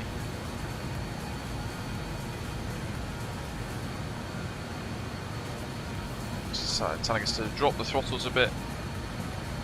There we go, till the little white arrow extinguishes. It says that we've set the correct power mode for the throttles for the thrust modulation system to do its work. And it will hold 700 degrees TGT as the primary indications across all 4 engines. We'll just let it stabilise and see what it does with the speed there. So I'm going to set the bug on the needle so we get a little speed bug right in the middle of the PFD there. I'm just going to watch it. If it goes slow, that's okay. If not, we'll see how we go. Jacob says, do you want to make a trip from Heathrow to Copenhagen one day? Absolutely. I think we have done in the past. I just can't remember when that was, to be fair. Single line, showing the ADF is in range, so 3 miles away from it though. As we overfly it now and turn right, but we're going to be flying in a straight line still actually, so that's going to flick to the other side. Once we get to Lek, we've got, once this updates, there we go, 127 miles to go, so that's a powerful NDB.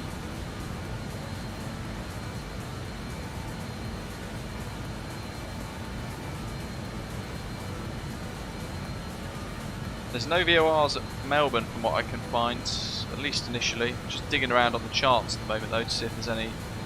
The approach charts usually give it away. There's a VOR at Melbourne, 1141, so we could tune that as well.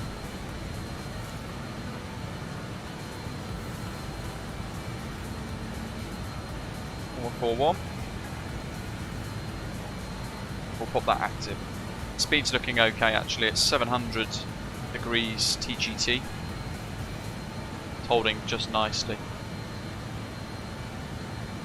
And yeah, I can call that, we're at 350, happy days. Making some good progress now.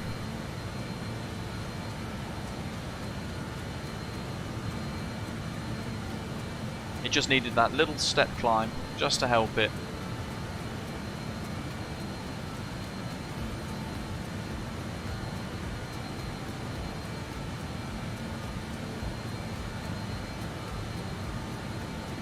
Set 263 just to be really ahead of the aeroplane. The F-28 that came out recently, you've got to be about 15 minutes ahead of the aeroplane, otherwise you'll find that everything happens way too fast and you're chasing everything that's happening. You're always then behind the jet, which is not good. That's where most of my mistakes happen in that F-28, though it is remarkably good fun, very enjoyable to fly.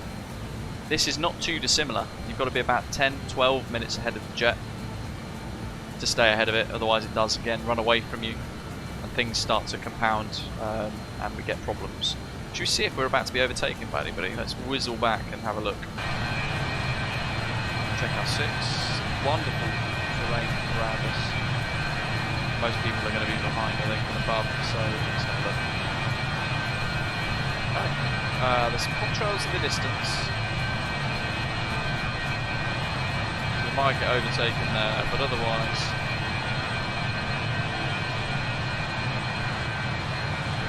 Look at that. Big Phil, welcome. New Sky?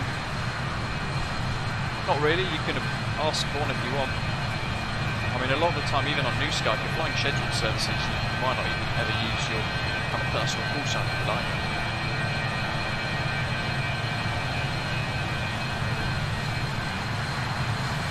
Sometimes you'll just use whatever's in the scheduled system that gets generated for you, like Osprey 123 or whatever else.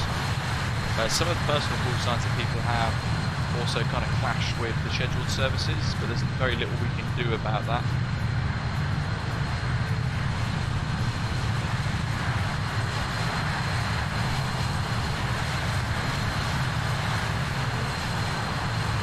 We're about max 70, Carlito. By that note though, we should check the speeds. We're still good. Nice and stable. 700 TGT. That's the point actually. What we can do is head into here. There's a top of descent calculator. So we sync that, Target altitude 2,500, wasn't it?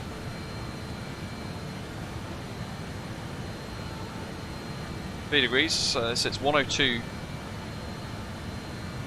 Oh god, that hurts to write. 2,345.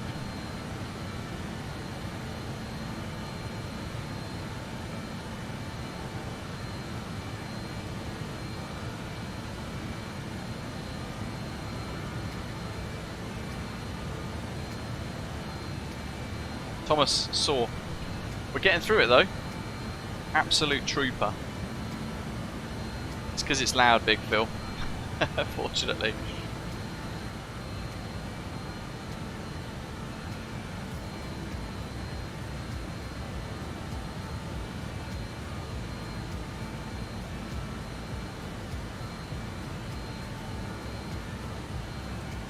Let's have a quick check of Atlanta, see how we're all getting on.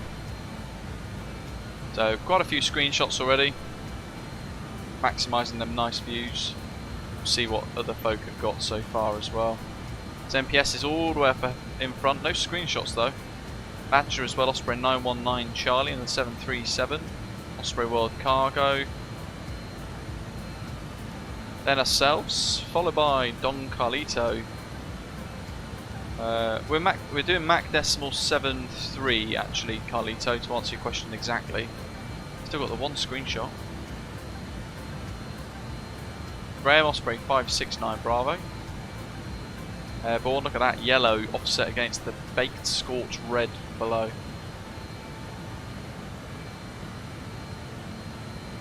Ian Osprey 2472. Oh, look at these.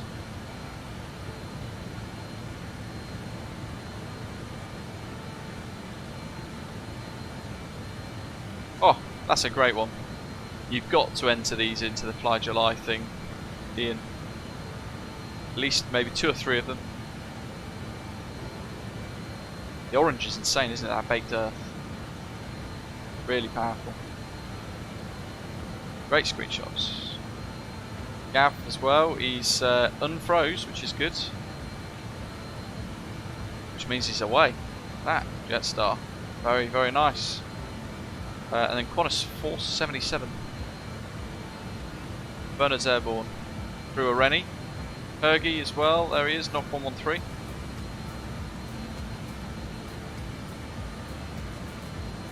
Great screen grab, look at that. Uluru. Remarkable.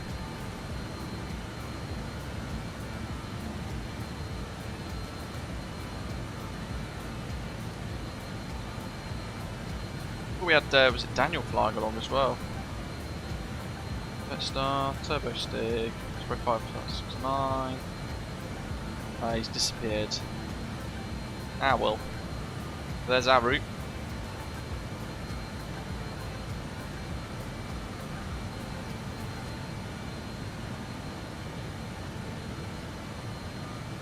Oh yeah, absolutely, John.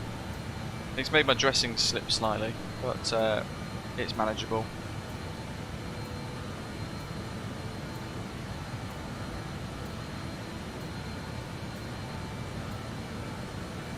Oh wow, look at this. That is...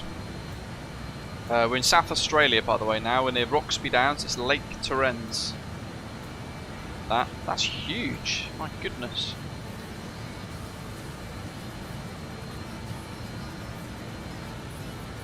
There are lots of lagoons around here, actually. Lake Gardner, Island Lagoon near Woomera Village, Timber. Bernati Lagoon, Lake Macfarlane, Lake Dutton, Lake Blythe, or Blythe. We've got Lake Frome on the left as well, further up as we turn at Lake Lee Creek, NDB.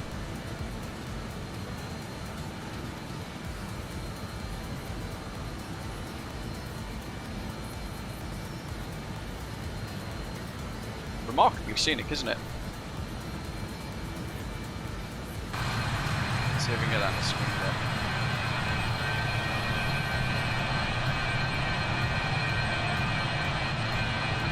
No hush kit in this, not like the Rolls-Royce Space of the F-28.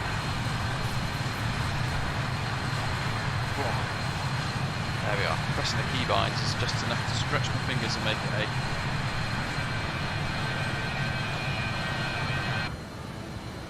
8. Back into the quiet environment of the flight deck.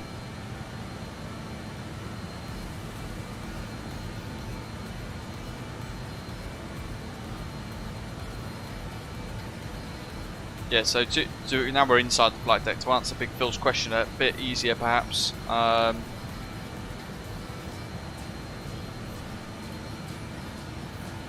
In short, you don't have to be on New Sky to ask for a call sign, but the call signs might clash with some of the scheduled services anyway.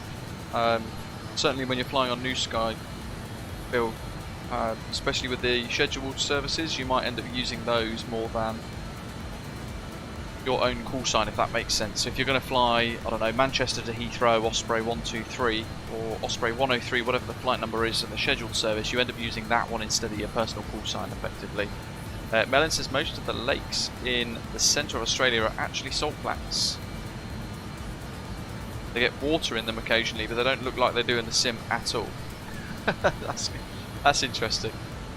Harry says, what happened with the RJ? I think they're still developing it. But there you go, I think JustFlight are a very small small team, aren't they?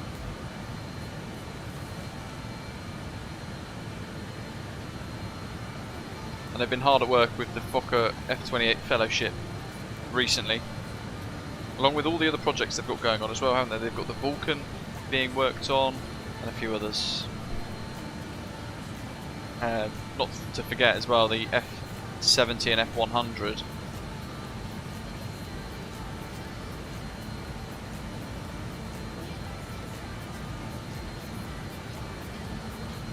Okay, so we've got 5,000 kilograms of fuel still left.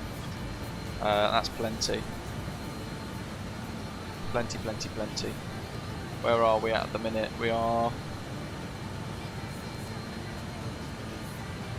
almost halfway. It was a total 3-hour block time, I think it was. 3-hour, 10-minute block, wasn't it? Charles ordered a new PC, very nice. Did you go with PC Specialist in the end? Okay. You guys go gold mining while you're there. All the good gold's probably already taken. Yeah, Aerosoft A330, Aaron. Have a good one, Night Shepherd.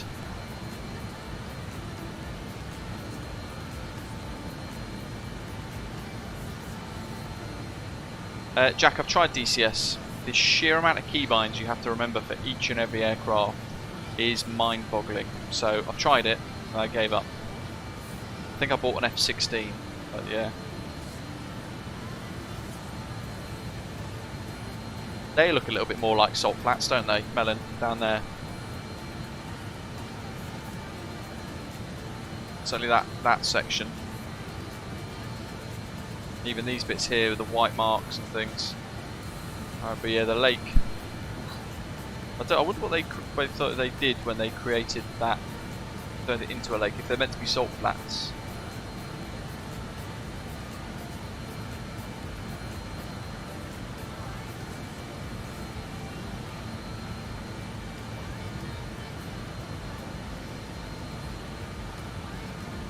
Chill blast and avoiding Corsair, yeah, you don't want to spark show like I've had.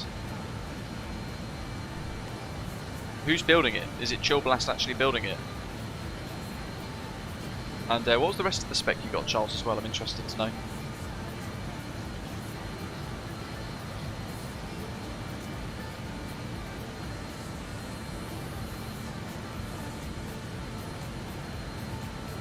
Speed's still quite nice actually and stable, so jolly good. Sit at the dash cam for a little bit. Look at that GoPro views. Good afternoon, Kevin. Welcome to the chat. Next live stream, by the way, folks. I'm not sure when it's going to be. Depends on how my injuries heal up as well, of course, in my hands. But we're looking at maybe Saturday or Sunday. It won't be both days. It'll be one or the other. And then from Monday onwards next week, providing I'm okay to work next week, I've got a course that lasts for 6 days that I have to do. I'm hoping my injuries don't prevent me from doing it, because it's definitely a necessary course for what I do. But we'll see what happens. Otherwise, I won't have a 6-day course. I'll have Monday and Tuesday off.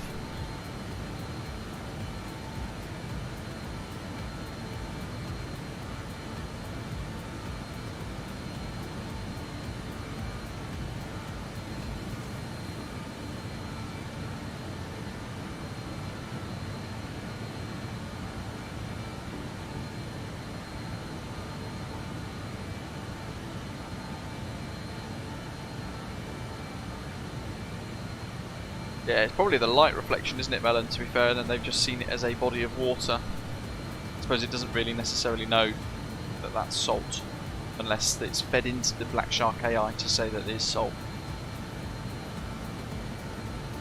43, a little while to go yet before my pills need to be taken again.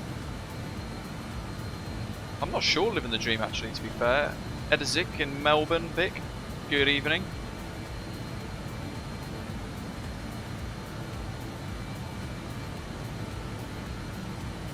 Look at the views there, the textures and the markings and things like that, the satellite imagery, really cool. That there looks like a maybe a gold mine, or a mine of some sort, isn't it? Those of you who know the area might know a little bit better. Definitely a quarry or a mine of some sort, isn't it? Look at that detail from up here, remarkable. How's our speed doing? Still hasn't moved. That's good. Yeah, that's really cool. Look at that.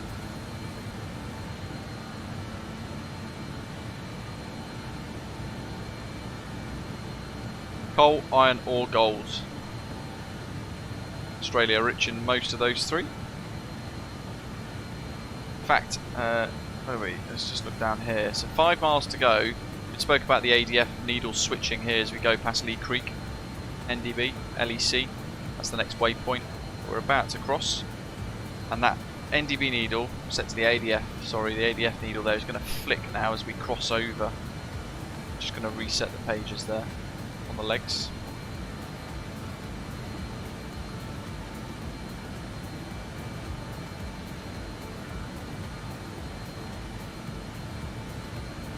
Charles, very nice. And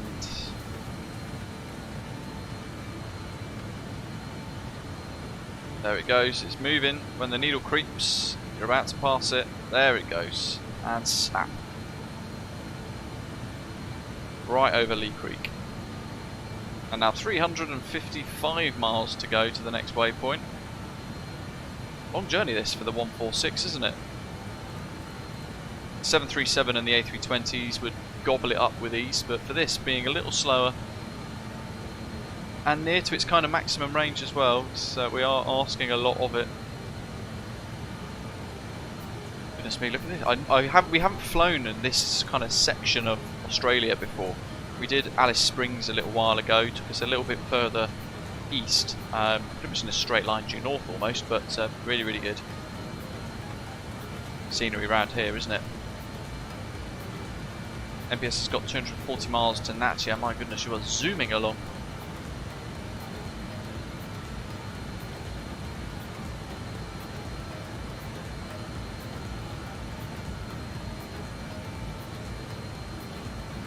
How's that speed doing? Got to watch it like a hawk, because it will just catch you out in like a moment's notice. Look at this. This is insane.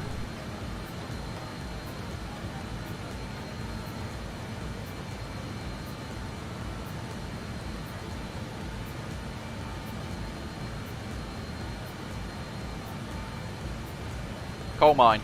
Epic. Big old coal mine. I suppose certainly around this part of Australia, I assume there's going to be loads and loads of those mines, whether it be iron, coal or gold.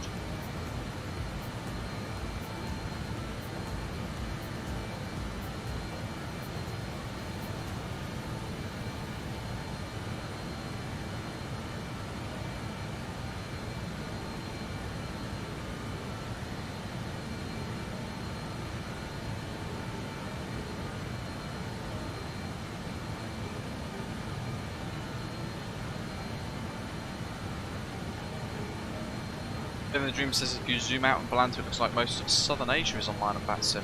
They've probably got an event on, haven't they?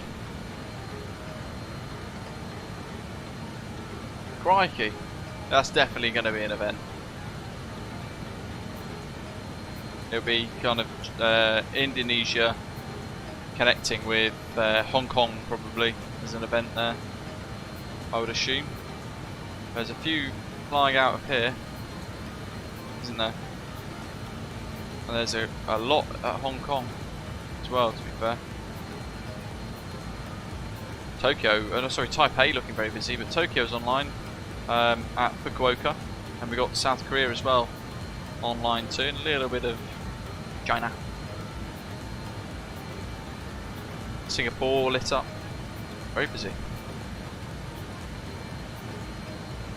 Obviously in Australia it's super late, so we are just all Unicom.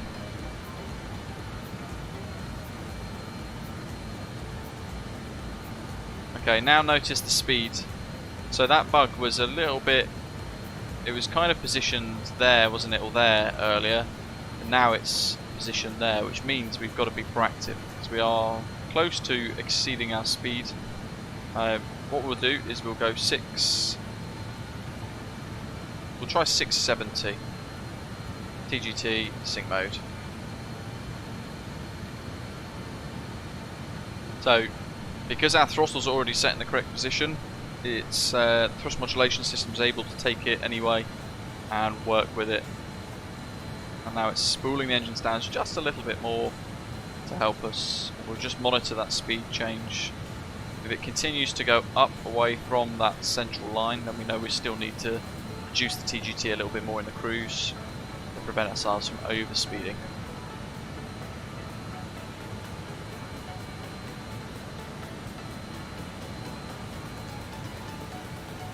Paul, have a good one, buddy. We've done that a little while ago, Edzik, actually. Not recently, though. Quite a while ago when we last flew from... Is it Lawrencetown?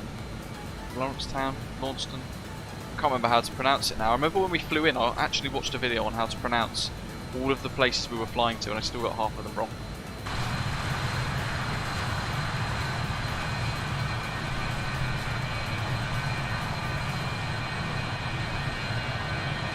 Spectacular, isn't it?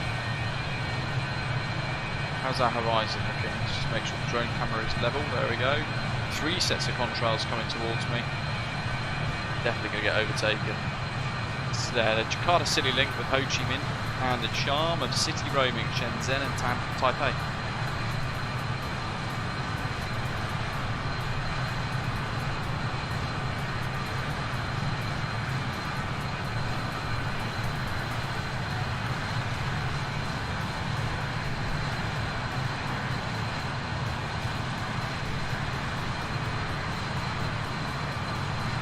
Lawn sector.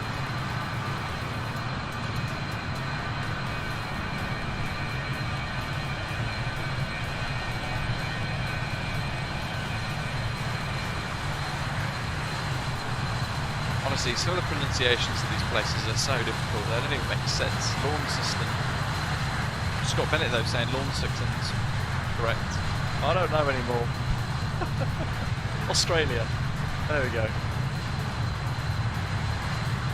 Chaz Lawn Sessionton. My goodness, there's 3 different options there. Lawn system.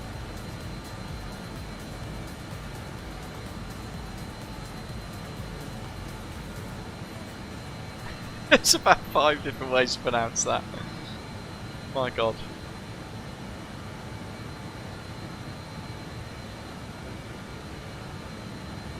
Lonnie. That'll do. To true Tarzi, it's pronounced Launceston.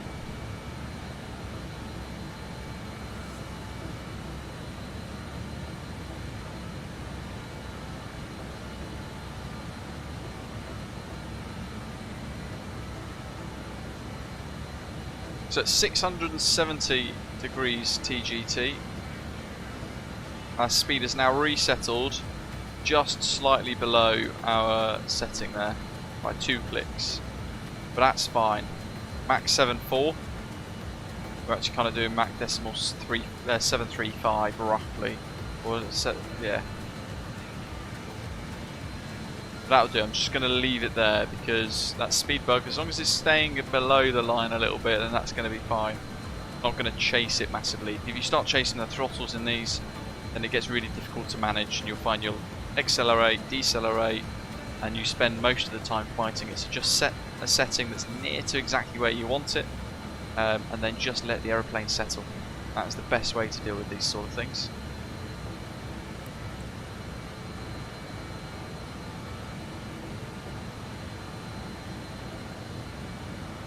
Yeah, see, I know that, Ian, Bernie, though you're going to hate me. I know that from Married at First Sight, Married at First Sight Australia. There's somebody on there from Tasmania, and they called it Tarzi, so that's how I know that. That's it though. Massive Simulation says if you're from the north, it's Launceston. If you're from the south, it's Launceston. If you're from Tasmania, it's Lonnie. I pronounce Uluru.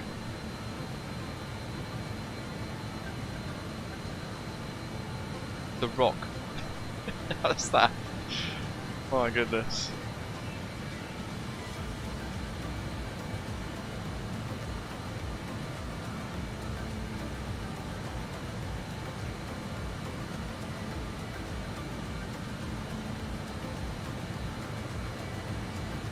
Yeah, I'm just letting it settle though. 455 at the minute. Otherwise we're chasing the throttles, pilot Alex.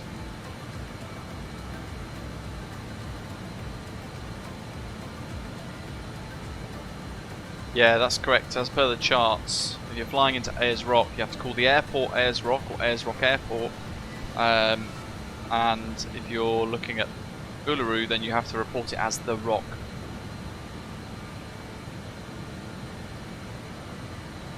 Speed's dropping off a little bit again, another knot there.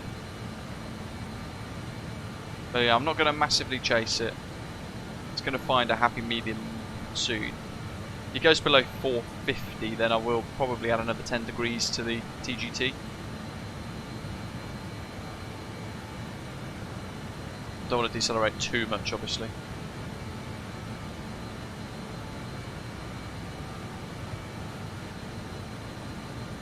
Aaron, it should be at the top of your screen. I've got no idea. It'll be on my sim brief OFP. 1427 UTC, apparently. Ashton, good morning.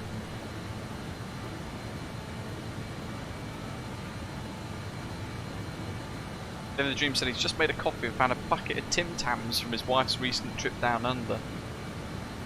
Very fitting for flight level 370 over South Australia. Absolutely.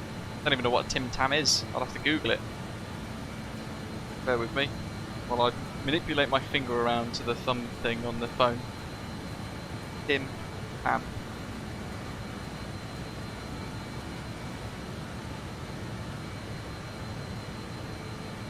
What is that? Just like a Milky Way, but like made of dark chocolate. Ooh, they look good.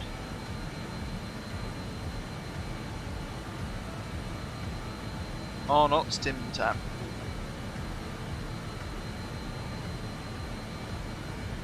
Belgian chocolate flavour, lovely.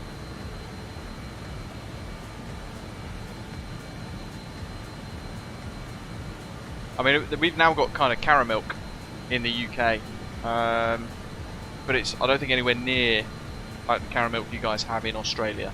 It's like a bit of a knockoff Cadbury version of it. To be fair, it's not. I don't think it's as close, but it's as good as we can get here. And I'm grateful for it because it tastes really, really good. Yeah, actually, that's a good point. It's more like a penguin. That's probably the best point. The best comparison.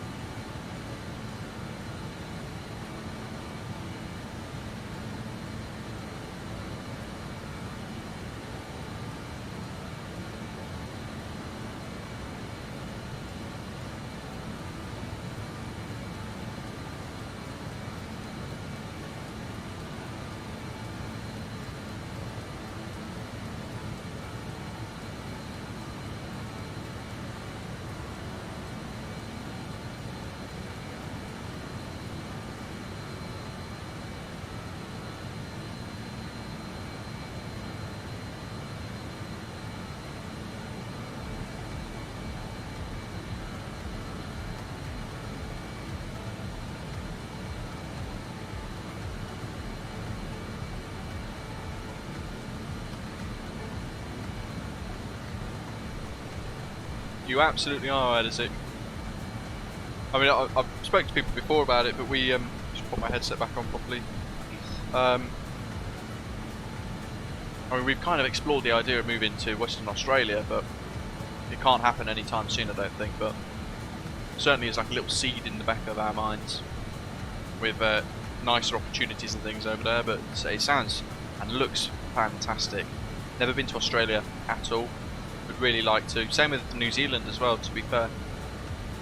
Bernie says, don't get me started when people say Vegemite is the same as Marmite. What's the difference? Explain. I don't know. I've never had Vegemite, but I've had Marmite. Chaz says, having lived down here for 17 years, I can categorically state that Aussie chocolate tastes like vomit compared to good old Cadbury's dairy milk.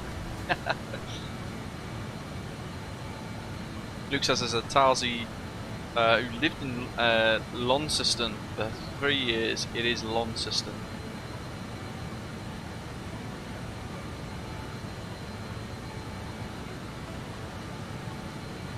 Chad says Western Australia. You have to remember to wind your watch back 30 years when you land. To be fair, that doesn't sound too dissimilar to just going up north in the UK. You go to some of these towns in Yorkshire and stuff, and it is literally like driving back into the 80s and the 90s. Ian says, I may or may not have shut the cargo doors when I left Uluru. Oops. There goes your new Sky score.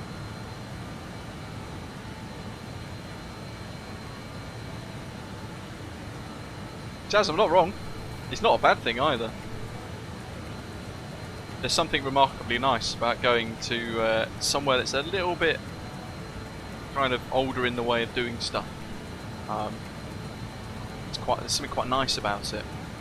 I'm all for it.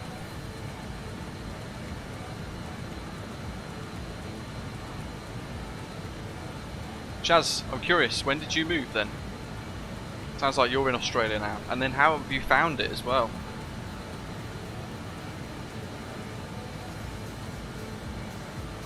Aaron, Yorkshire lad as well. Nice.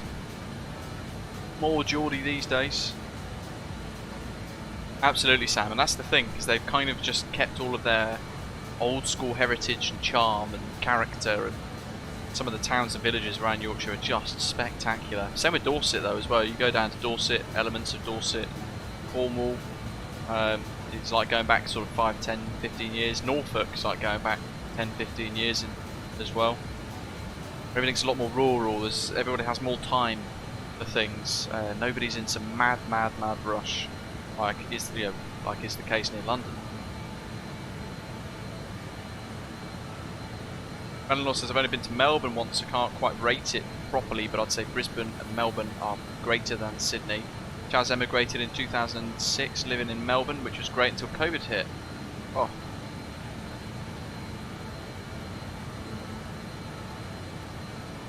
Sam moved from Greater Manchester to West Yorkshire a couple of years ago and would never move back. If I was to, live anywhere in the UK, it probably would be somewhere like Yorkshire or a little bit more in the sticks maybe. People have a bit more time and patience for things.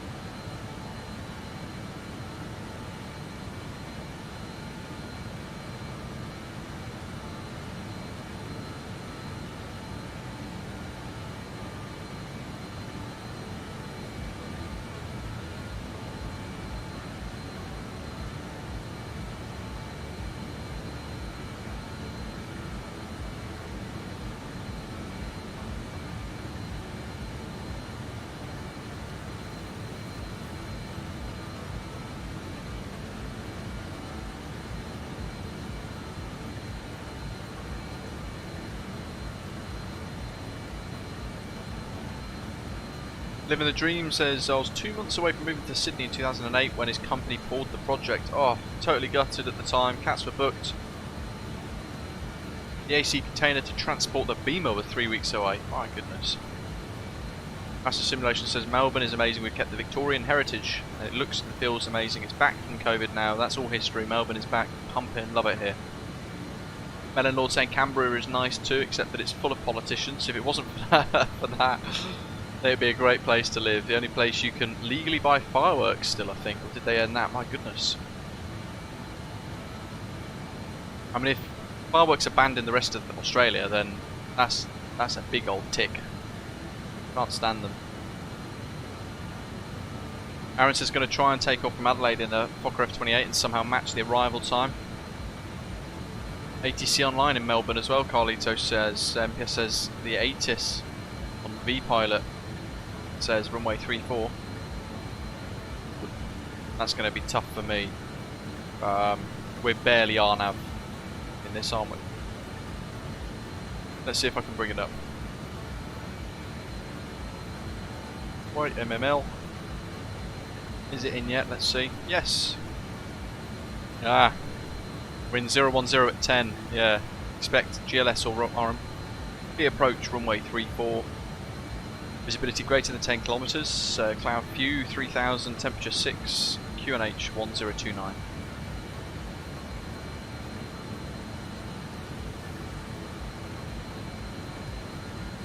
Rough Approach says if you like the scenery you're flying over, Western Australia might be your place. It's spectacular. I think someone a few months ago when we were discussing it summed it up quite nicely because what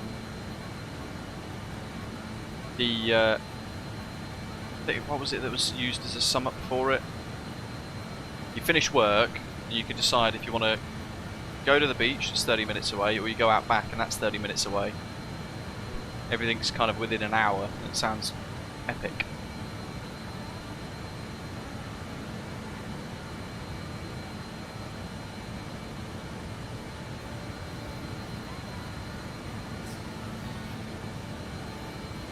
When's sunset? I thought I'd set the time here so that we had sunset at Melbourne. My goodness.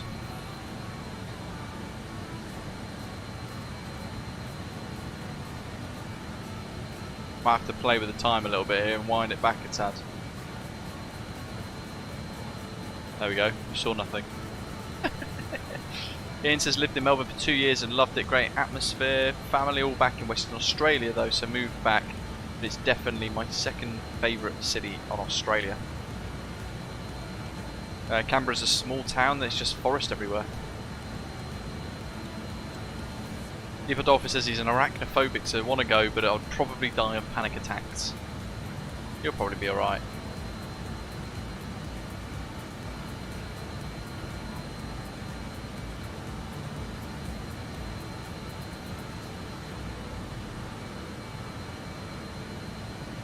Michael, morning. Hello to you.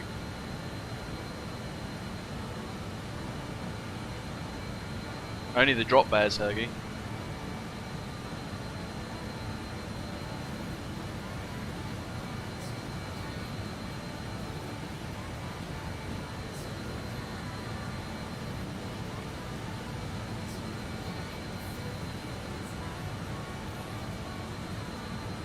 I know in my luck I'd get there and within a week I'd have been bitten by a spider and I'd be I'd lose an arm or something like that.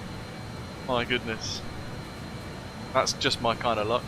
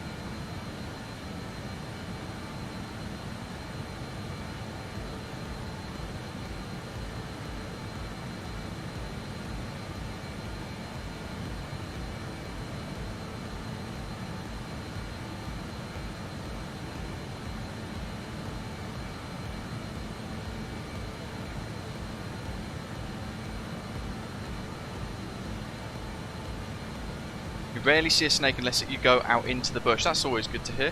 Not very likely to see snakes in the biggest cities. There's an anti-venom for them all anyway. That's a good point you make there, to be fair. Most of the anti-venoms for snakes have probably come from Australia, haven't they? So if you get gripped by one of them, then yeah, you can still do something about it. Gav allows spiders, snakes and sharks to bite them on purpose so they wouldn't harm others. It's very generous, Gav.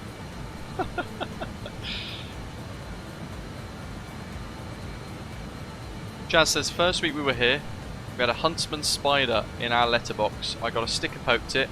It took the stick off me and poked me back. My goodness. Yeah, what do you do in that scenario? You open your letterbox and you have this whopper of a huntsman spider in there. Do you just set fire to the letterbox? Do you move house and let it take over? It owns your letterbox, therefore it owns your house.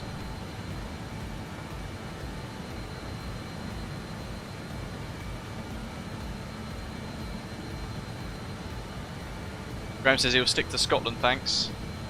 Scotland's absolutely stunning, to be fair.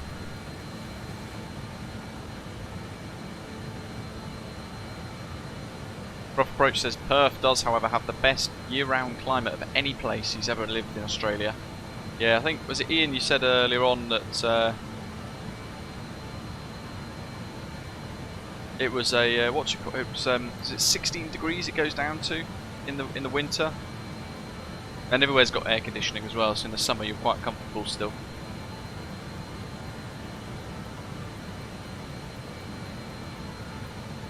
Get a 4x2 and apply rapidly to said spider. Then Ian saying it's shake its hand is harmless.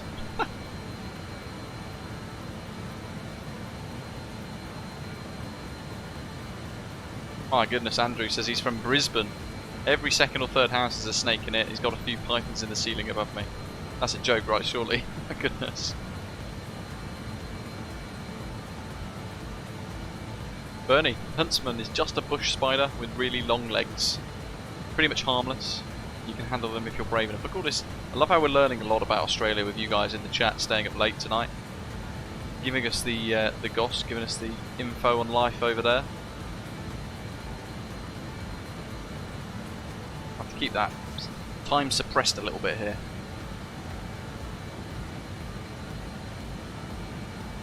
Living the Dream says I've lived in Scotland for 27 years, but now I'd rather still be down under. Better weather and better beer down there. Eda Zix says Melbourne's got the worst climate. One day it can be 32 degrees Celsius, the next is only 19. Only 19 is lovely. That's like almost peak summer for us. That's I think the temperature as it is now at the moment. It's the middle of July for us. What's the actual temperature outside? Let me find out. 17 degrees Celsius outside. And I'm wearing a t-shirt. Almost shorts.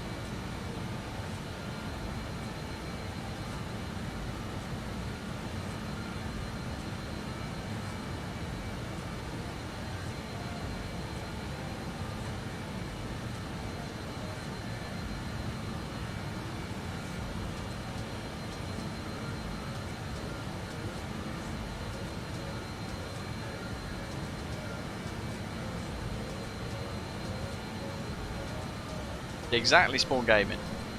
Sounds like my kind of place. Joey, hello. How's your hand? Sore.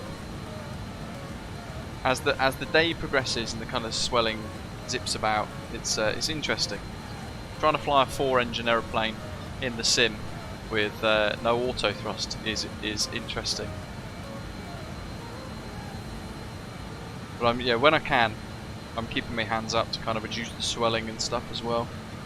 But I'm due to take my next camoxiclavin pill. Where is it?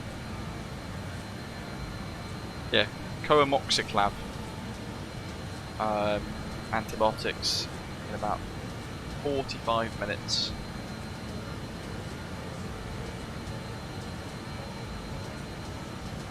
Just as the beauty of Melbourne in the summer is you get 3 to 4 days of mid-high 30s.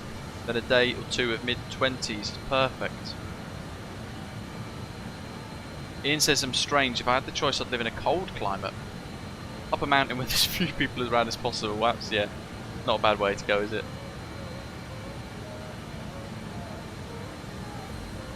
Mellow and Lord says I wouldn't want to get bitten by a funnel web. I think it's been described as being shot because it hurts so much because their fangs are huge. I think, do we have something similar to that in the UK? Oh, you look quite literally in now. That's the annoying thing about it. So, I'm actually trying to keep it tied to the exact same medicine schedule that our dog has got, so that when I'm having to give him his, I can give myself mine for the next 7 days. Apparently, by about day 4, day 5, I'm likely to feel quite unwell. So I'm looking forward to that. Tomorrow's going to be the big one though. Take all the dressings off at my doctor's, see if anything is infected. If it is, off to hospital for an admission and some surgery. If not, basically monitor it for the rest of the week and see how I go, and probably have to go and see a doctor again on Monday again. Living the dream. Epic. You guys are catching up. Am I 2,000 foot below?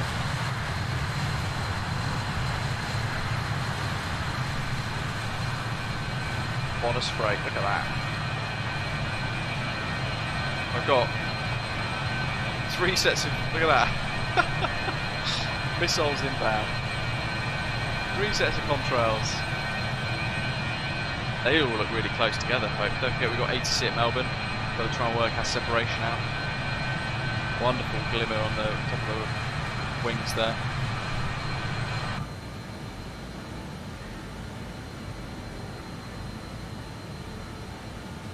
Let's have a look.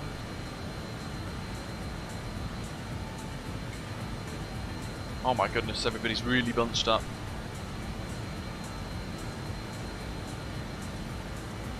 Oh, you're really close. My goodness.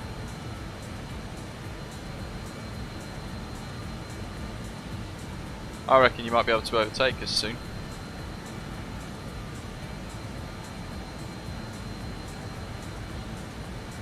Ian says he's got 3 sets of contrails on the horizon too.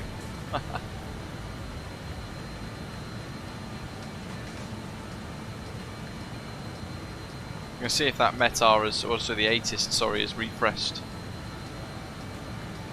into Tullamarine. Yeah, no, still runway 34. Oof. Expect GLS or RMP approach. That's going to be difficult for us.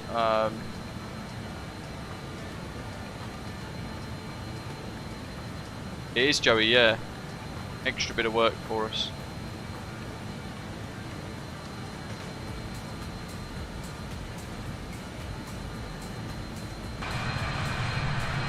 That means you're literally right on us.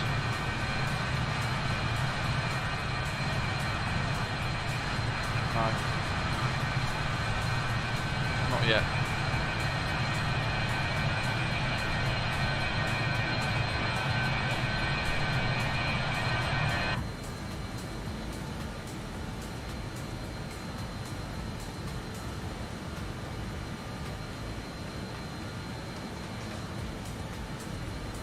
MPS says maybe you can contact the ATC and request runway 27. Well, to be fair, we were kind of chatting about it earlier on. Go to the charts page. Initially, we were planning RMP runway 34, which is just straight in via Actel. So, in effect, we just leave it on LNAV all the way to at least maybe Volsky. And we just have to manage the descent ourselves, or just hand fly it in instead. And then we'll pre-tune LNAV to 450 for the minimum height there, so that's no bother. Mac and Ron UK, welcome. But yeah, let's change this now. GLS is basically like an ILS but for GPS. Like an RNAV ILS. If that makes sense. Oh, there's GPS 3.4 there. But RNAV 3.4. Now I'm going to have to work. Hopefully this doesn't wreck our flight plan too much. Yeah, it's still using 2.7 in real life. That's the bit that's confusing, Gav.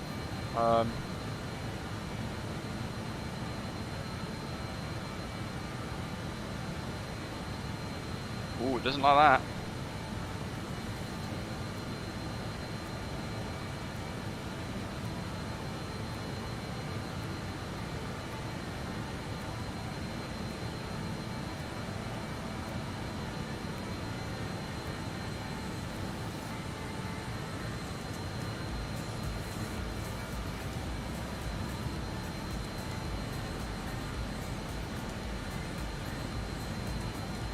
Yeah, it doesn't look like it doesn't like the RNAV 3.4 look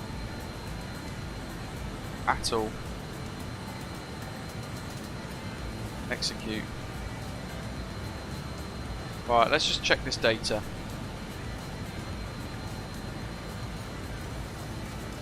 Tonka, Belter, Ovna, Rena, Gosco, Lava, Obgal on the next page.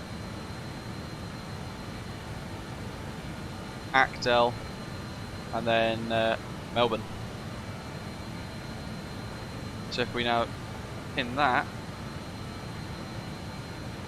missed approach is going to be track direct MML SH Then 340 degrees, track climb to 4,000 as directed by ATC.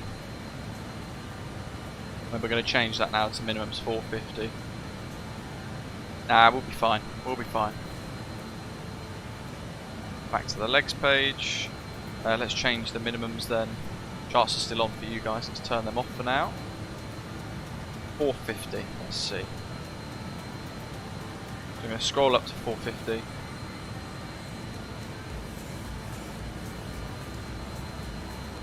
Oops. There we go.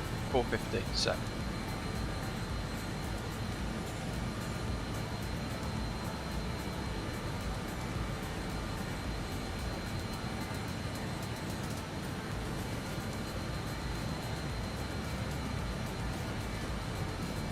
We could ask for 27. The 27 is actually used in the real ATIS at the moment. Gav's going to plan for 27.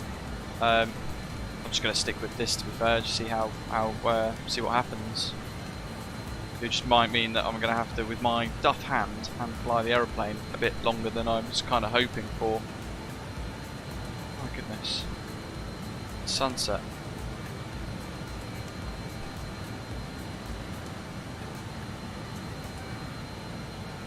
VOR 34141 and it's 346 for an offset VOR. Runway course though is 340. Set 340.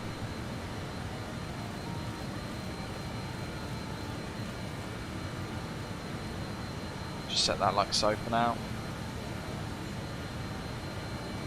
Keep the heading bugger lines. Ground speed's holding really nicely. Now, is there a total?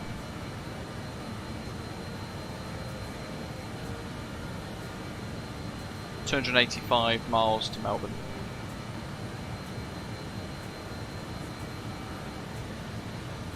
We want 102. Still got a fair way to go. And to be fair, the runway could change, which means we'll just have to change it back again. We're working with the current ATIS.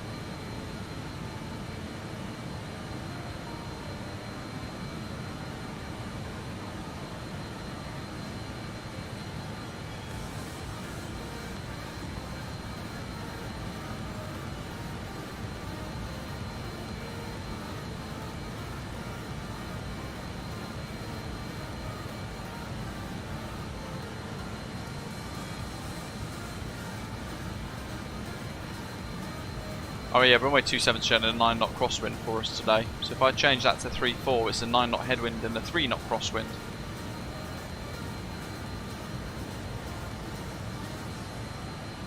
On our 3-4 of our final. That'll do. To be fair, this is going to be the more scenic option because where it's going to route us is actually over the central business district for Melbourne. So we're going to have a really nice view on the way in, I think. Starting to accelerate again a bit too much, so back to here. We're going to aim for 650 should do. We'll see how we go. It's already TGT and sync both active. It's dealing with it. Have a good one, Isaac.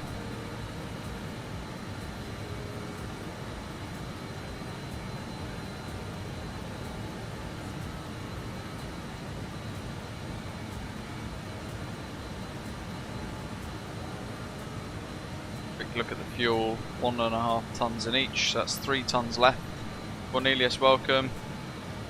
They're doing okay for now. Just about managing.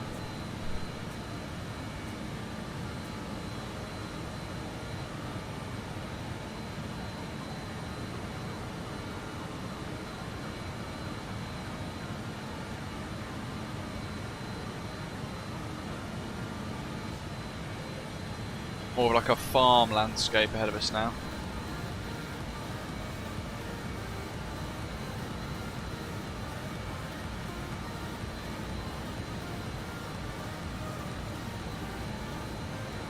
Kind of getting rendered in all the way around.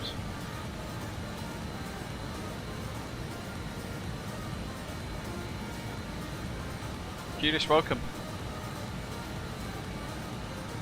I haven't got custom throttles, Joey.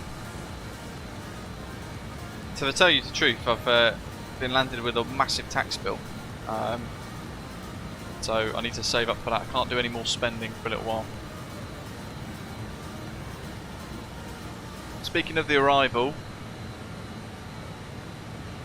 we were going to go straight in, kind of RB, and then where Riddle Airport is here, we kind of break off towards Whittlesea, around St Andrews, and then from Coldstream, or kind of Lilydale Airport actually, turning inbound to then fly the approach into Melbourne Airport here for 27.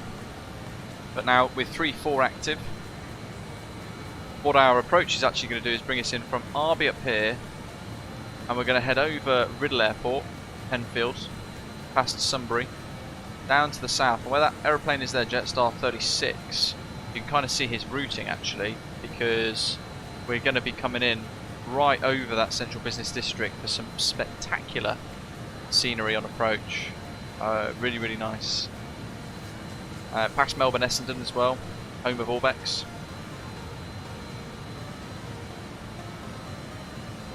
Yeah, looking forward to that. So straight in from Williamstown on the approach there. Very, very, very scenic option actually, so we'll take it. 3-4 should be quite nice. It's probably why the controller's doing it, to be fair to say. You know, stick it with 3-4 and we get all of that really nice wow factor of scenery on the way in.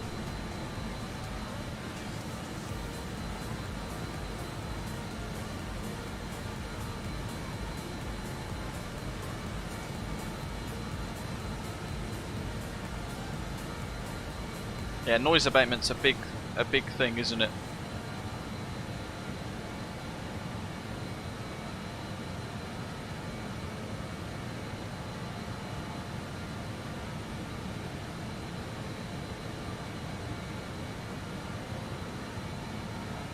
Does that give us our fuel on board indication in pounds?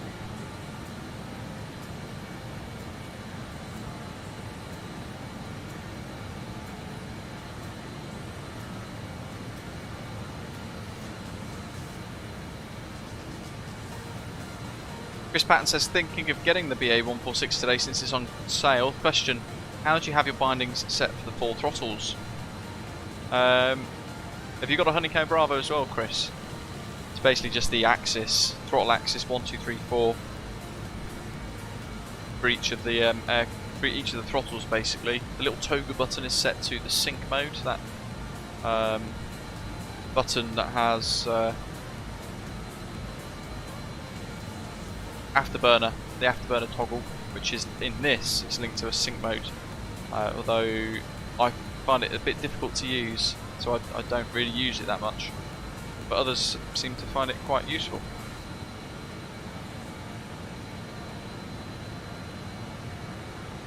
It depends on what hardware you've got, Chris, really.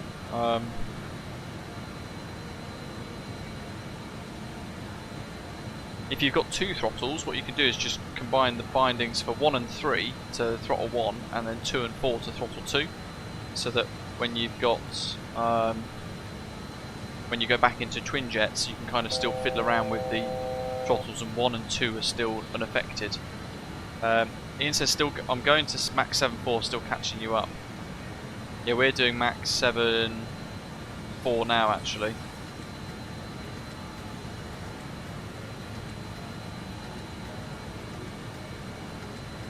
David, yeah, I just find it a bit clunky. Maybe it's because I'm taking too long setting that pitch. It's one of those things you kind of got to get used to. Melvin Johansson, welcome on board. Thanks for joining us as a silver frequent flyer. Great to have you with us. Appreciate the support. Lots of farms now. Getting close to a little bit more civilization.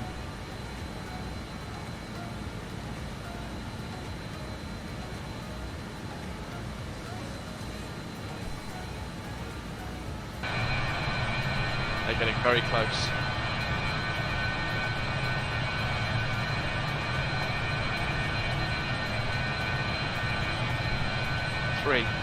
Sets of contrails, brilliant. Definitely getting overtaken.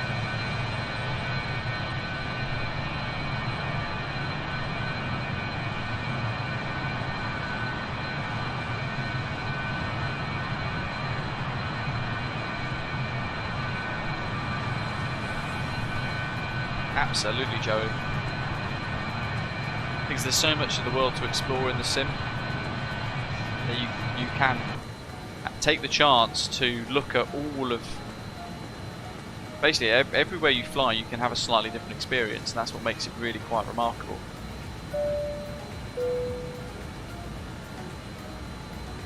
Melvin, thanks for subscribing as well. New subscriber, immediate channel member, epic. Thank you very much. Tony, sorry, no, not Tony, Tom. I'm going to blame my pills. Tom, good afternoon to you as well. Sim, watching aircraft at Birmingham Airport whilst watching you. Great live stream. Thanks for tuning in today. How's Birmingham? Busy? Windy? Wet?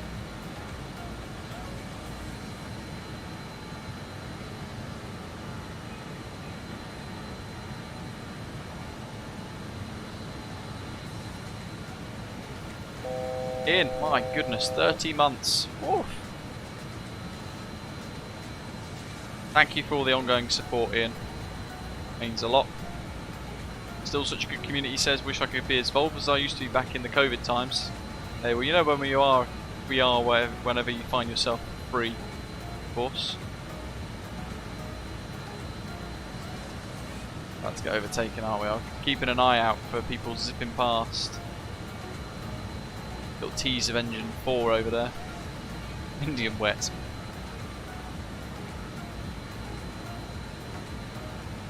Got 213 miles still left to go.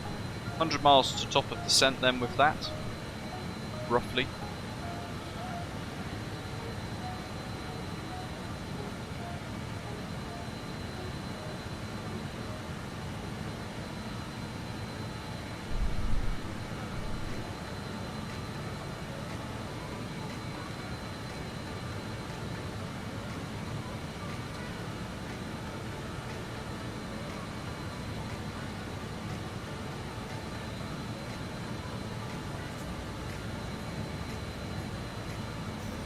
Owen, hello, says I mostly fly the default A320neo because it's the easiest to set up an ILS landing for, since I don't know how to do it in Boeing or other aircraft. Are you on PC, Melvin, or are you on Xbox? If you're on PC, then the world's your oyster. You can download the Fly-by-Wire A32NX and really enjoy an incredibly good freeware A320neo. On PC, epic. And then yeah, dive in if you've got Premium Deluxe Edition. Dive into the Dreamliner. Really good bit of fun. I've done recently some tutorials for that to help you get started with it and get confident and comfortable operating the Boeing. But yeah, give it a go. You've got nothing to lose and a lot to gain with your sim experience by trying out some of the other aircraft. Things that don't have an auto throttle like this and the CRJ, that sort of aeroplane, the Fokker F28, they're all quite tough. But again, as you start to get more used to other aeroplanes as well, like Boeing and things, then yeah, you know what, venture even further.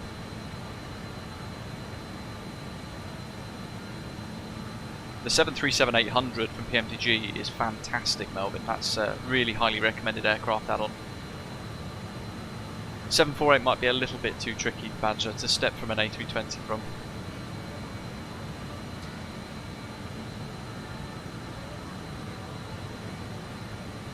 ATR is great fun, yes. Oh my god. Come on, Gav, you got the parachute out slowing you down. Ian says, it's getting overtaken.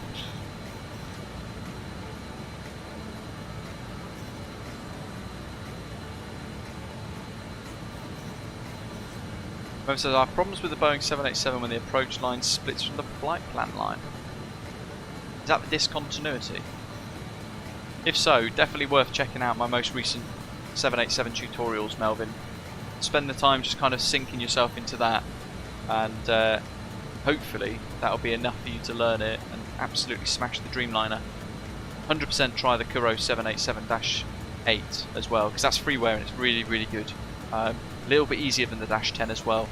Flies a little easier, a bit shorter, don't have to worry so much about tail strikes. No, you don't need Navigraph. Navigraph helps massively with the data getting fed into the sim, and when you're flight planning via sim brief as well, it really improves the data that you get. So if you're going to buy any add-ons, Navigraph Ultimate is definitely one that I would highly recommend as well. Not least for the amazing charts. They're all in one format, so once you learn the format you can read every single chart on Navigraph.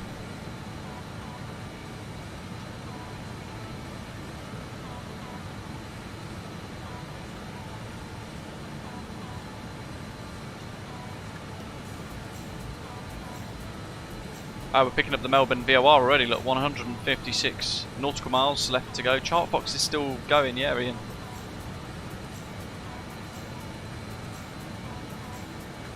Yeah, if you're looking for free charts, you want charts Melbourne, have a look at chartbox.org. You need, I think, a VATSIM account still for it, but that could be a good starting step. Getting charts for free. They're just all in different formats, so you kind of have to learn where to take the data from each one. Depending on which country you're operating in and out of in the sim, charts will look at, they'll be designed a little differently, but all the information is still there. So 52 miles to top of descent now. So now the VOR's tracking, that's really handy for us. Although that's direct to Melbourne. It says we've actually got 180 track miles to go to Melbourne though.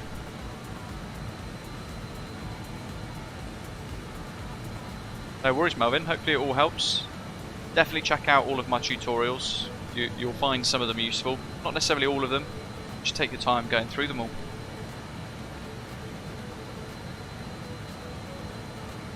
Yeah, as Rough Approach is saying, if you can afford Navigraph, you don't need it, but you won't regret it. John saying 29 months, wow, thank you as well. Big thanks to you guys supporting us for that long. 30,000 subscriber stream landmark, not far off now. Yeah, not far off at all actually. Looking forward to seeing whenever that tickles in. If you're sat in the background, help us hit that target. Hit subscribe if you've not already done so.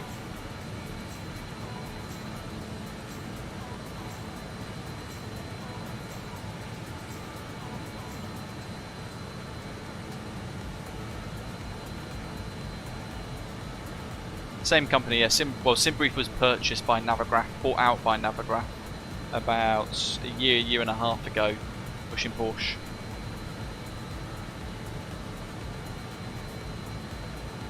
SimBrief used to be operated by a person who then sold it to Navigraph. But Navigraph have done wonderful things with SimBrief since they took it over.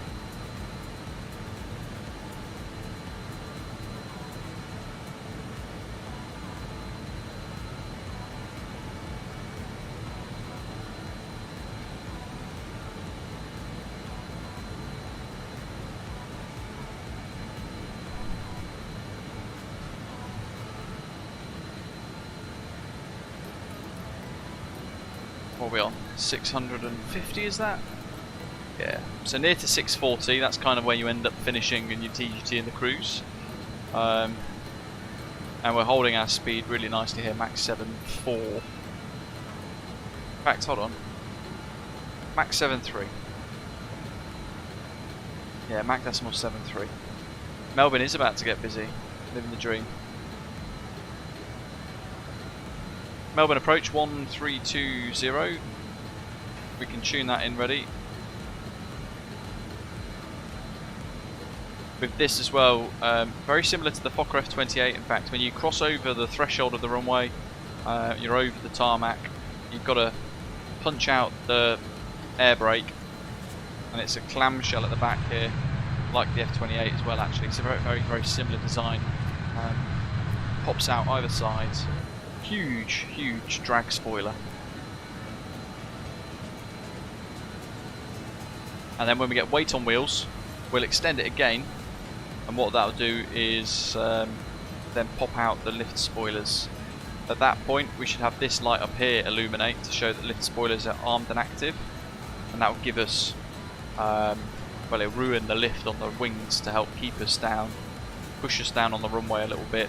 And then we decelerate with brakes because there is no reverse thrust.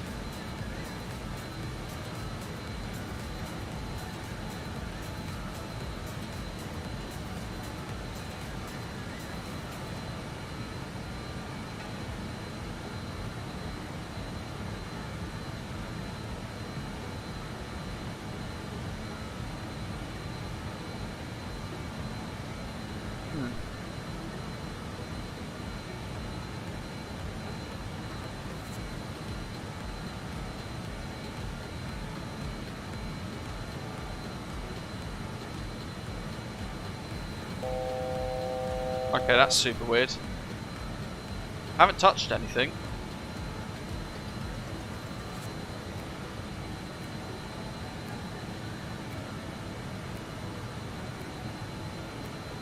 Oh, the arrivals have proper bust up again.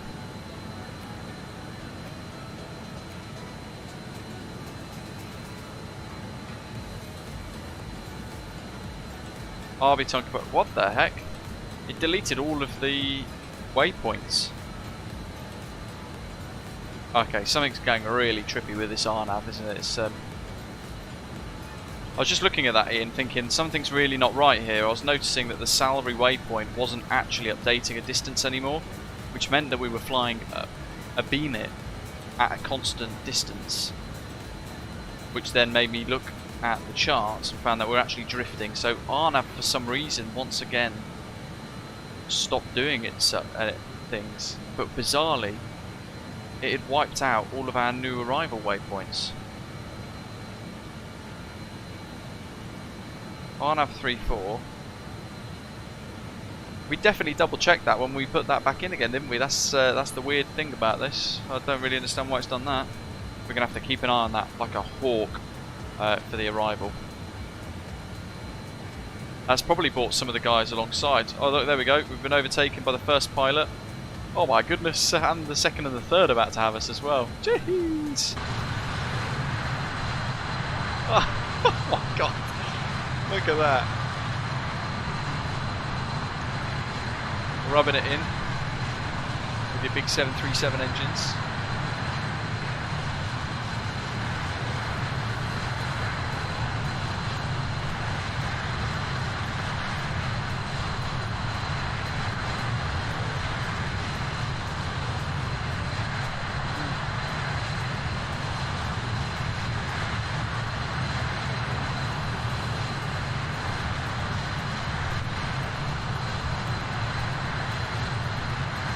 Got away with the sunset, always looking good. Nice, Melvin. Definitely need to try the A32NX. Oof. Look at that. Okay, that means we're going to be back on track now. So we've actually fitted in a little nicely here. Behind Living the Dream, I think. There he is.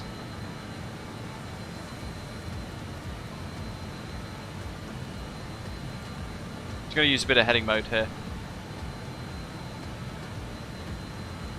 Graham, you've got to make sure you flick that little switch there, HSI to RNAV, with this.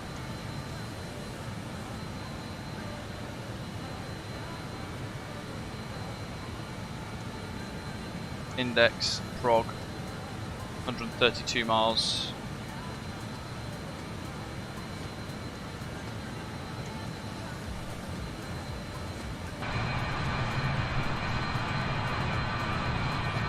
All these guys right behind as well and above. Ooh, we got, who's this? Melbourne approach 1320. Osprey 569 Bravo, Melbourne approach. Direct RB is available.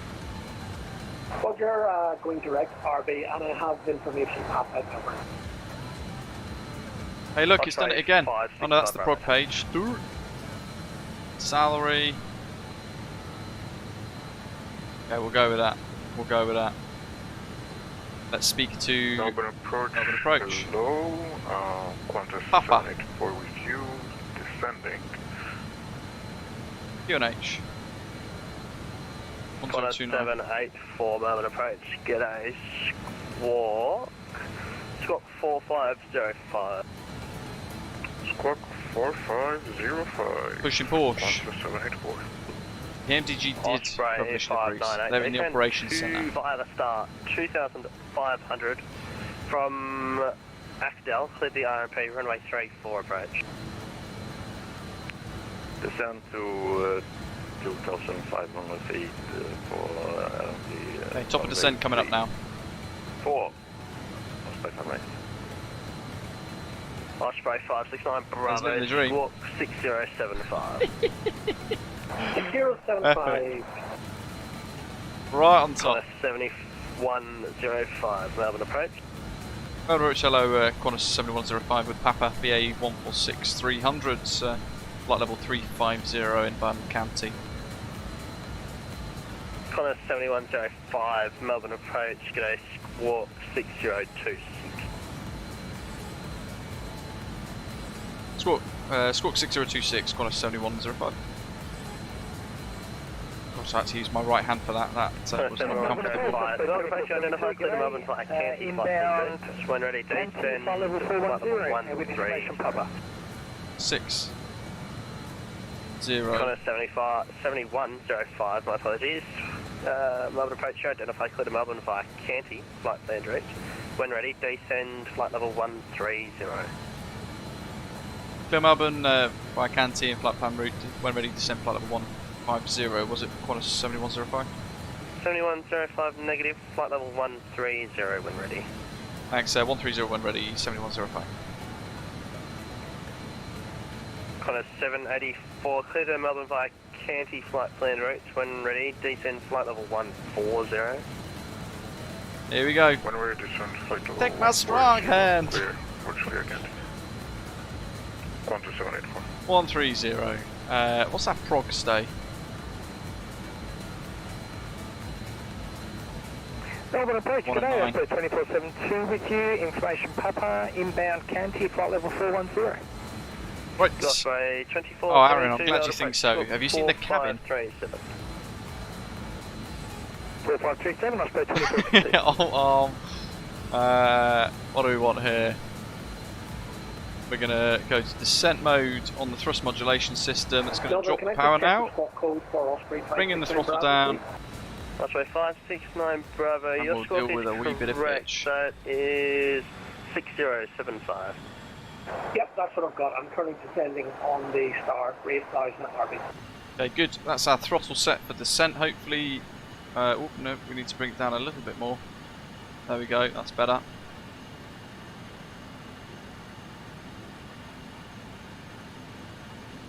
Osprey 569 We'll stick that Bravo. on Clear vertical direct speed mode for laser. now.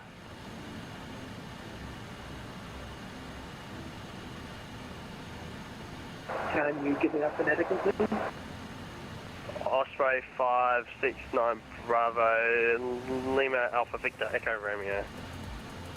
Lima Alpha Victor Romeo. So he's trying to separate here, living the dream underneath us to go direct to. There he is. Look at that. To go direct to kind of like a transition, almost right to the approach. I reckon we can bring our vertical speed down a little bit more. And Melbourne Center, Osprey 2472, requesting descent.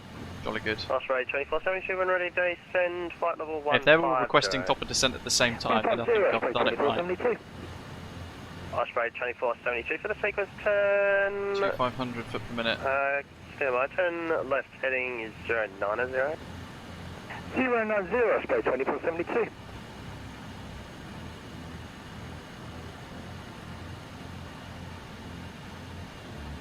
So it wants us to reduce the throttle a little bit more, so we've done that. The little like, down arrows over there indicating that. What have we got on the vertical speed indicator? So 2,000, 3,000, 4,000. Actually, we just want to bring the nose up a tiny little bit. 2,500 foot per minute is kind of what we want. Osprey 59H, wind 010 goes 11 knots, runway 34, clear to land. We're just going to maintain this now for a little while. 908. Live weather, look. Just going to keep this time suppressed for the arrival to keep it really scenic for you guys. Here we go.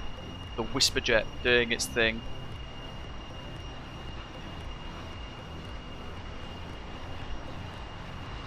Box 2. Qantas 7105, descend via the star 9000, Melbourne QNH 1029.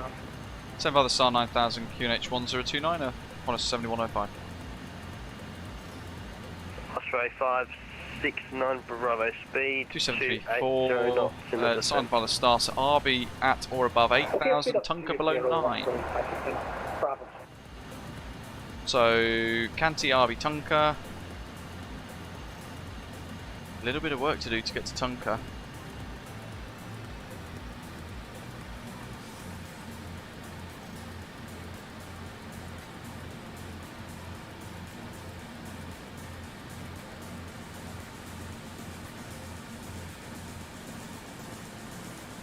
Osprey 2472, resume navigation, clear direct RB.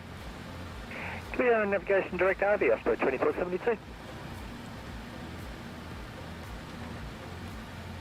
Just keeping an eye on our speed and things.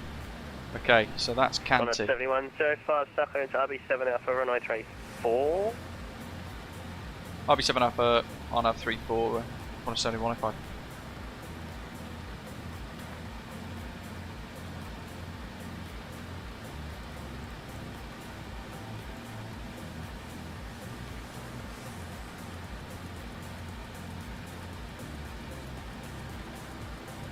Look at that, the reflection of the light coming in through through that window over there.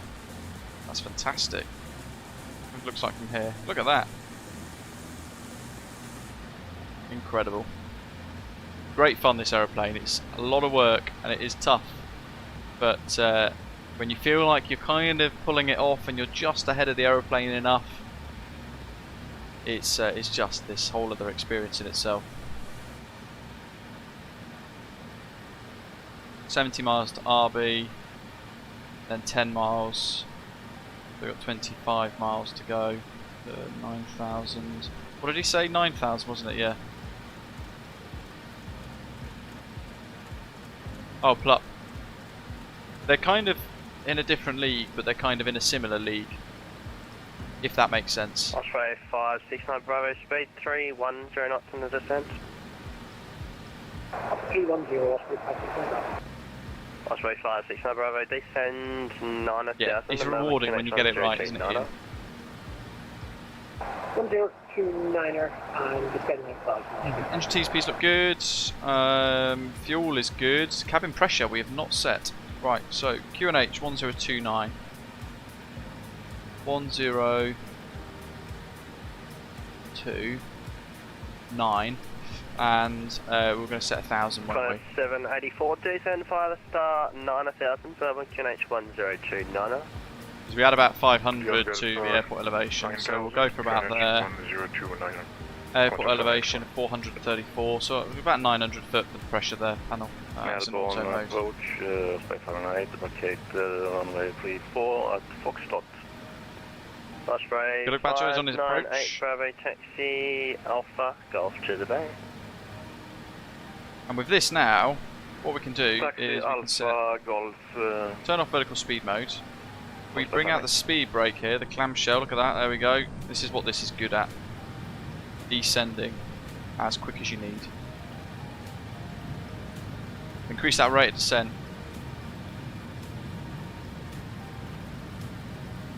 How far out does it go? It goes all the way out. Yeah, look at that rapid deceleration there. Oof. Just gently decelerating the aeroplane. It's allowing the rate Osprey of descent to 710 cost, increase. speed 250 knots in the descent.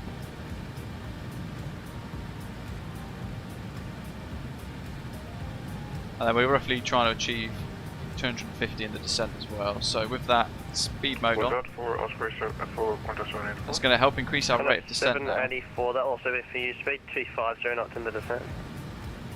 Speed 250 knots, Qantas 184. Qantas 7105, speed 250 knots in the descent. 250 in the descent, Qantas 7105. Melbourne, Osprey That's what 569 we Bravo, got. Julian, continue high speed, below 10,000. Osprey 569 Bravo, if possible. Not a problem, maintaining 310. Osprey 569 Bravo, descend 6,000. Descend 6,000, Osprey 569. Tunka below 9. So we are pushing to try and get down. Osprey 2472, speed 250 knots in the transition. 250 in the transition, Osprey 2472. 1029 for the QNH. So we're higher than we think we are.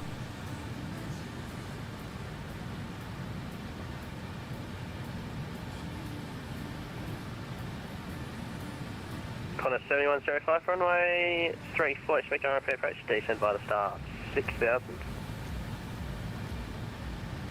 RP 34, RB7 Alpha, descend by the star 6000, Qantas 7105.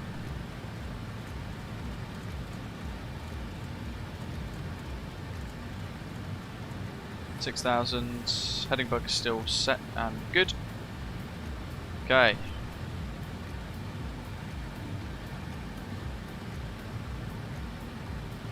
$250 in the transition, Hitesh, means that when you go from standard pressure to the local QNH, that's the transition level, and the controller there is asking that pilot to maintain 250 knots at that transition.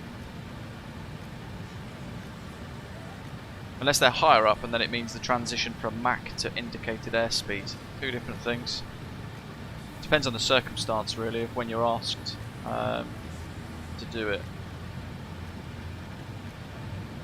If you're already below flight level 280, then that's not going to be applicable. 250, descend by the star, 6000 OVNA. That's on arm through 10.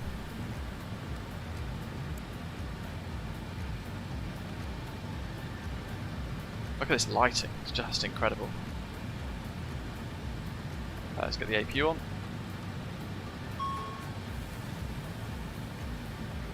Just a caution. Osprey 569 Bravo, descend 4000.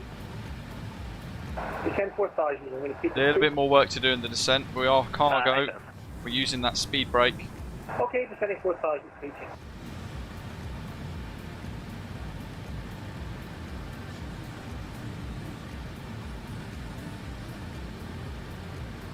Get rid of the music for now. We'll go silent flight deck for a little bit. Certainly these aeroplanes I'm a little less comfortable with. It's busier, it's a bit more difficult for us to kind of manage.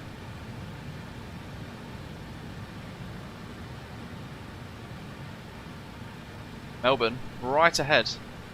Melbourne Tullamarine. How's the APU? Power available. Won't put the APU air on yet. It is there and we will be using it shortly. One to go. Qantas 7105, descend 5000. Descend 5000, Qantas 7102, 7105.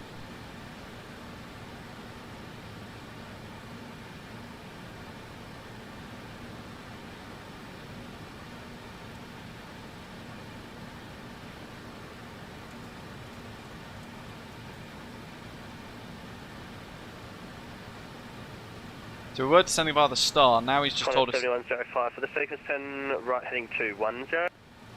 Right, 210, Qantas 7105.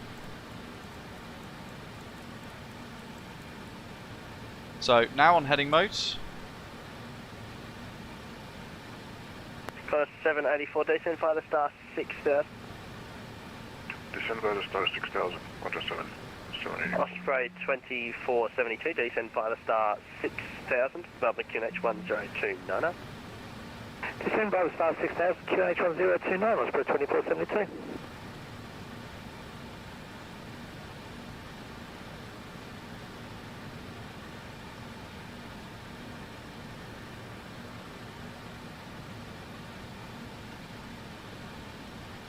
Osprey, correction 569 Bravo. So you got one ahead. Descend 2,500 5,000 for altitude labour to rejoin the star.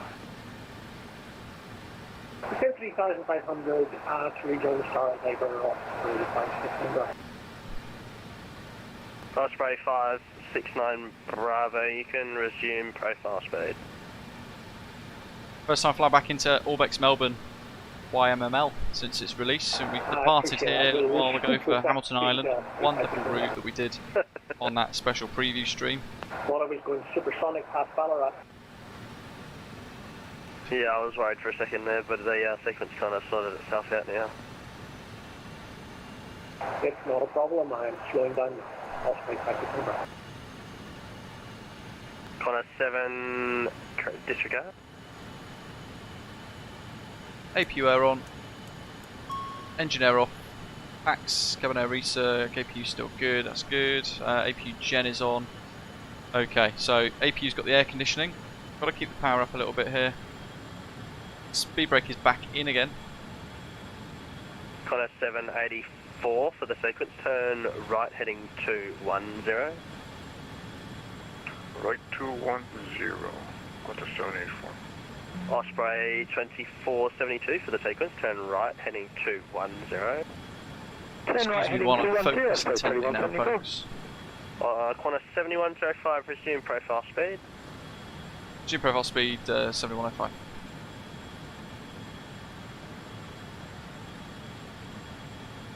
Melbourne approach, Osprey 598 at gate. 230, let's go. Foxtrot 11, back to service. Have a nice night. Bye. Good job, MPS Gaming. Yeah, have a good one. 10, 20, 30. Qantas 7105 cleared, direct labour to rejoin the star. Direct labour, rejoin star. Qantas 7105.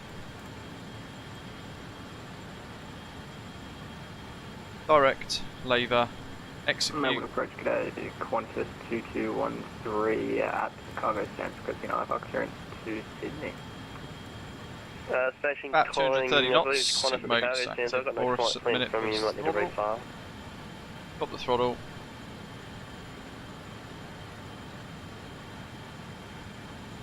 Oh no. Bingo. Intercepted that quite nicely actually. And there is Melbourne. We've got the Melbourne landmarks pack over there as well, which I'm hoping we're going to see. 2213, And it is literally Melbourne approach. the favourite point of the day for me in the sim now. We've kind of carefully constructed the time to stick with an approach at this time frame now. This is absolutely spectacular. We've got wing and we've got the logo lights on. Qantas 784, resume normal speed. Resume normal speed, Qantas 784. Melbourne approach, jet 665, wow. with all 160 sending. Jetstar 665, Melbourne approach, squawk 4451. Speed check. Squawk Still good. 451, Jetstar 665. Qantas 7105, decent 2500 from Acdale, cleared the RMP runway 34 approach. Descend 3500 for Acdale, cleared RMP 34 approach. Qantas 7105. Qantas 784, cleared direct labour to rejoin the star. 3500. Clear direct labour to rejoin the star, Qantas 784.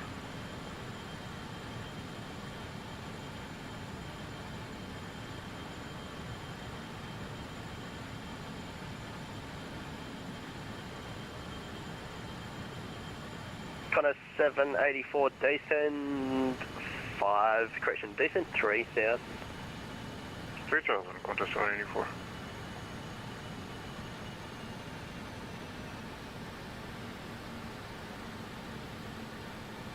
Set that marker at 2000 and we're going to go for lap 30. Osprey 569, Bravo, Melbourne approach. Not going to load in yet. Yeah, my scenery is stuttering something terrible here. I'm going to have to boom this.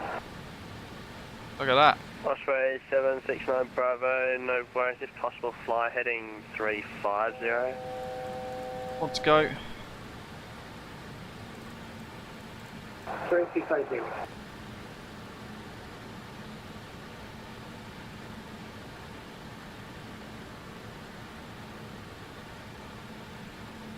Qantas 7105, stop descent 4000. Stop percent 4000, Qantas 7105. Climb. Qantas 784, stop descent 4000. Stop descent 4000, Qantas 784. Osprey 2472, clear direct labour. Hey, he's in the Eurovision one, it's correct. Get your gear up. Direct labour, rejoin the star, Osprey 2472. Osprey 569 Bravo, if you can fly heading 180 for me to This get is out of gonna be the arrival path for me. Sorry about this. No worries, it's all good.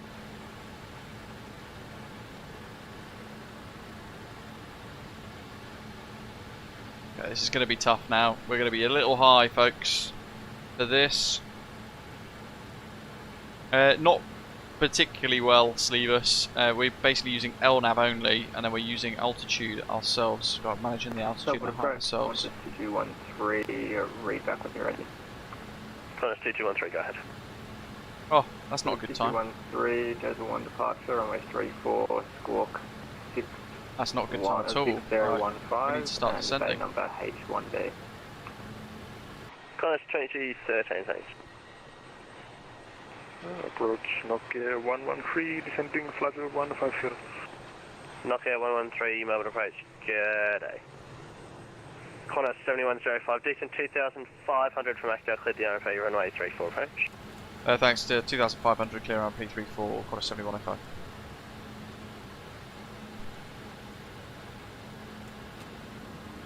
Thankfully, this aircraft is the king of steep approaches. So are we stressed? Nah. Qantas 784 traffic, it's your 9 o'clock. Look 2 at miles, that. 1000 below, will pass in front of you. Melbourne. Traffic in sight. Spectacular.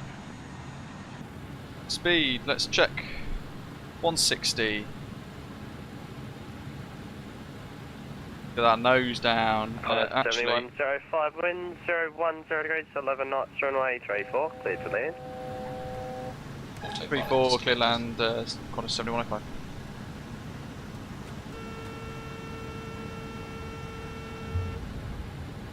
Okay, we're going all the flaps and the gear down 3 green and manual flight for the approach now.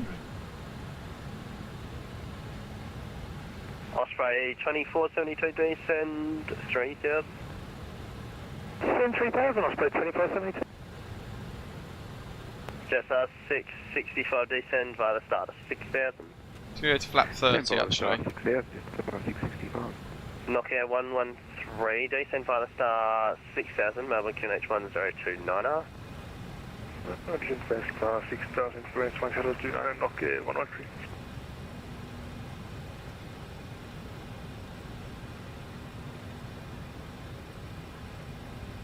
And Osprey 569 Bravo, maintain 3000 for the moment. Roger, maintain 3000, Osprey 569 Bravo, that's the That's good, that's all good, that's set, gear down 3 green, park brakes off. I do apologise for that. Speed check. Yep, no worries. If you can turn left heading 090 to remaining controlled airspace. Turn left here. 23, got a couple. Still a little fast on the approach, but that's fine. We've got a little bit of time ahead of us. I'm just letting the speed trickle off at this power setting now. I'm going to have Qantas toga 2213, mode. push and stand approved. Push stand approved.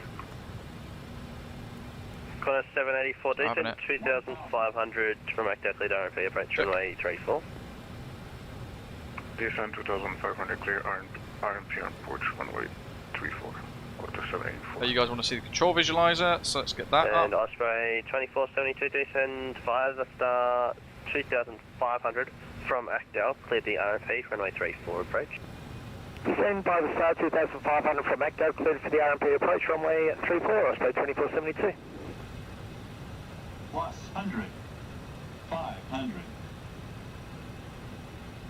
Minimums. Taking a bit of a Osprey visual here. 2472, they're giving you normal speed.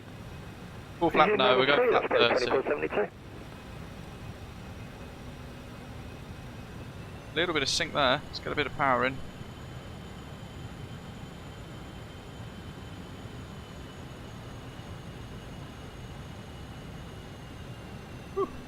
Little bit of a crosswind as well.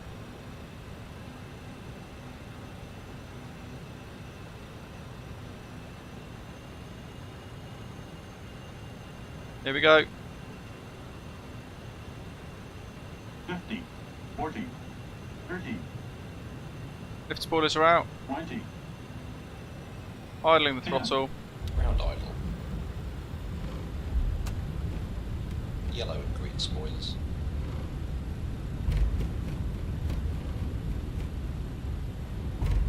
Lift spoilers are not all the way out though. Brake pressure seen. That's fine. 80 knots. Yes, they are up. Look at that. Lovely. Osprey 569 Bravo, turn 60 knots. left heading 030. 360, let's vacate on the high speed exit at Foxtrot.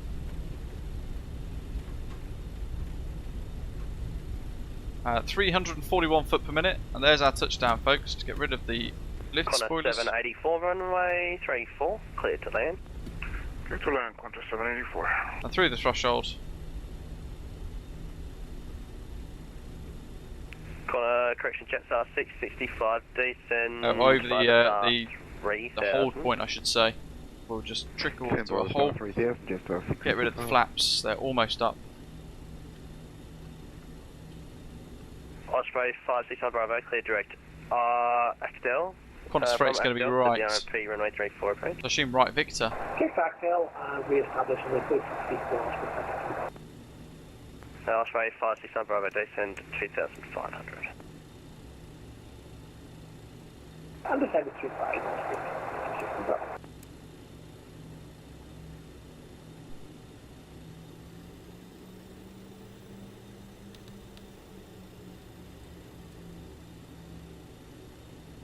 Rid of that. Yeah, you should see the state of my hands, folks. Jeez, surprised that worked. QATL hasn't started. I didn't know it crashed itself.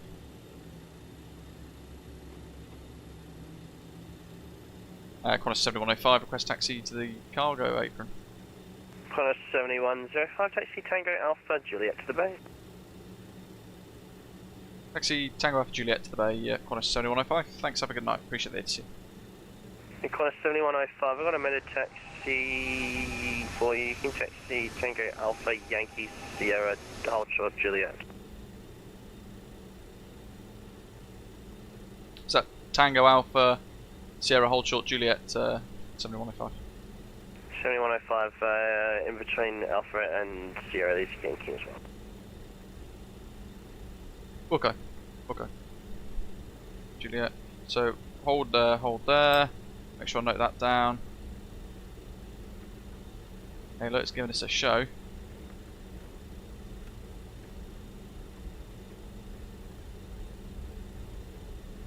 Collisions about information correct now. Current only changes been 360 radios 10 knots. Information correct now. There's an Emirates A380 in the bay over there. Osprey 2472, winds 360 degrees 10 knots. Runway 34, clear to land. There's the Qantas off. Clear to land, Osprey 2472.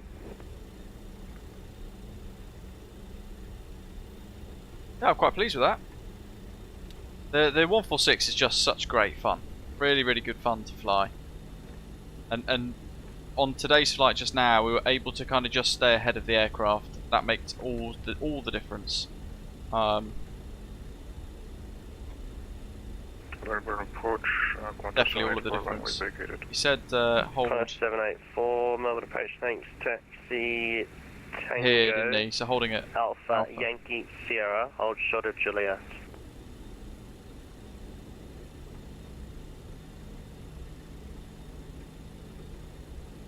Taxi Tango Danny, thanks, buddy. Yankee Sierra, hold short of Juliet. Just hold on the brakes here. I think he said hold short here as well. Melbourne approach, Qantas 2213, request taxi to runway. That, Melbourne at night. Qantas 2213, can you take Juliet? Yeah, I can take Juliet, Qantas 2213. Qantas 2213, taxi Juliet, holding point runway 34. Juliet holding point runway 34, Qantas 2213.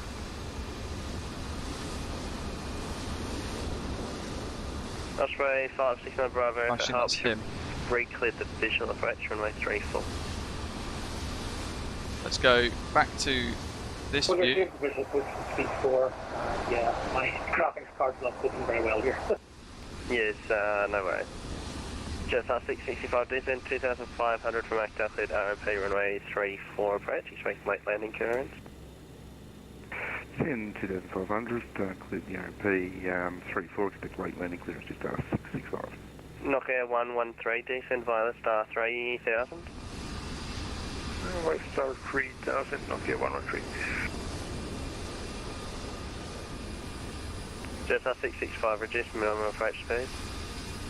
Reduce minimum approach speed, just this, JustFlight 665.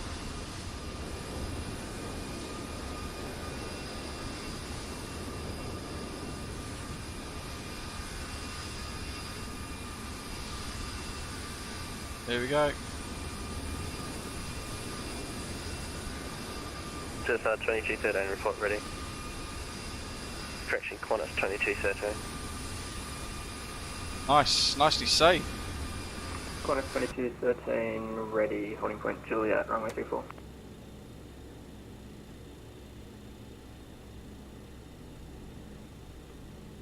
Qantas 2213, runway 349 up and wait. 2 on final. Line up and wait, runway 34, Qantas 2213. Osprey 2472, vacate right on Foxtrot, hold short of Victor. Exit Foxtrot, hold short of Victor, Osprey 2472. Qantas 2213, runway 34, cleared for takeoff. Woo. Cleared for takeoff, runway 34, Qantas. That's tight.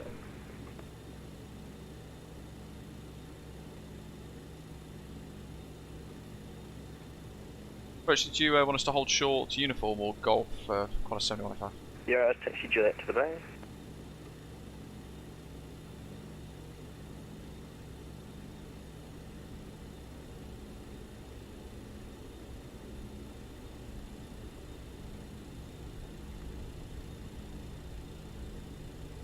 It's going. That's a fast takeoff. My goodness. Qantas 2213, report altitude passing. Qantas 2213, passing 650, passing 700. Getting close. Qantas 2213, approach identified, climb via flight level 24. That MPS there in his little grease there. Cancel speed. Climb via SID, flight level 240. Oh, it's the new Emirates logo, livery look. Osprey 569 Bravo, runway 34, clear to leave. Land 34, Osprey 569 Bravo.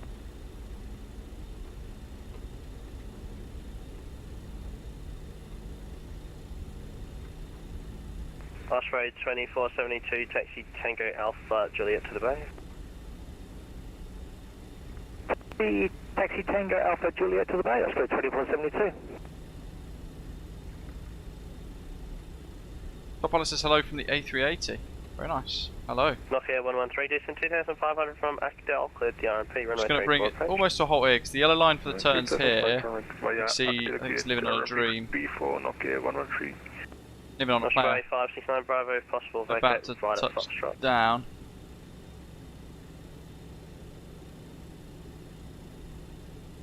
Down.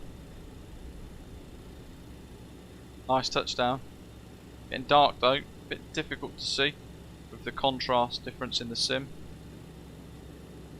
And we're going to zip left towards Australia Air Express and QantasFreight.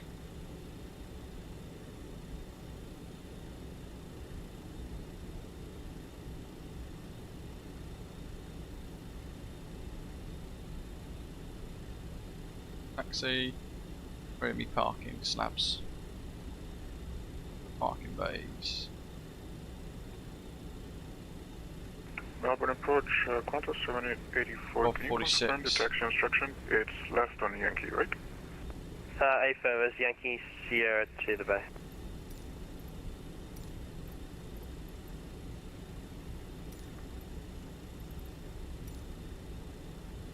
We'll go for Golf 46. Just 665, winds 360 degrees, 10 knots, runway 34. This is such a nice scenery, this.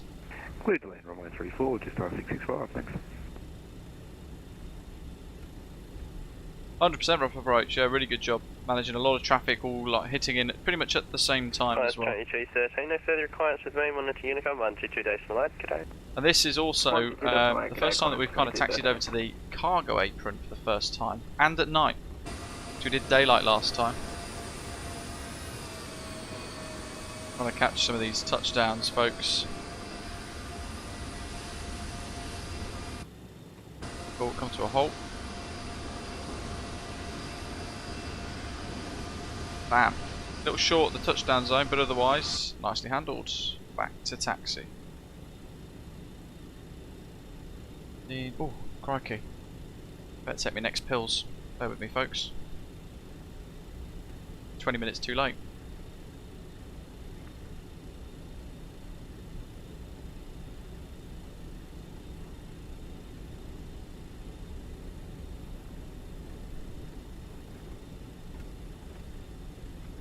Right, in we go. Where that animated bus is pretty much where we're headed. Melbourne, Osprey 569 Bravo, we're flying down Foxtrot, taxi. 50? What do I go for? Osprey 46? 569 I can't Bravo, remember. taxi Tango Alpha Here's the next Juliet one to the coming bay. up anyway, so let's pop the lights Tango off. Alpha Juliet to the bay, Osprey 569 Bravo. Thanks very much for your patience on that one. Very much appreciated. No worries, have a good one.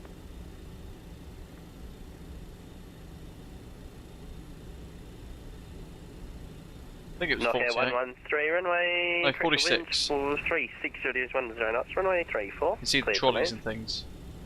34 clear, still in Nokia 113. If you're not sure actually, I'll just click here. 846. Jolly good. Approach, JustFlight 665, vacated runway 34, holding Foxtrot. That again. Jetstar 665 taxi Tango Alpha Yankee to the bay. Taxi Tango Alpha Yankee to the bay, Jetstar 665, thanks for the ATC. No worries. Okie dokie. We have a marshaller, we do. QantasFreight. Very nice, look at this. Cargo area of the apron. The lighting here is fantastic.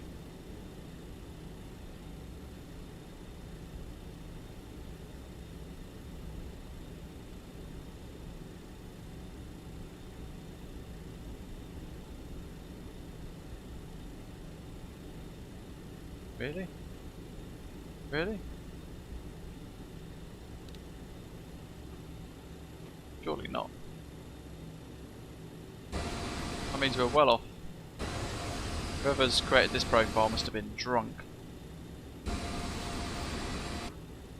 Right, he's sacked.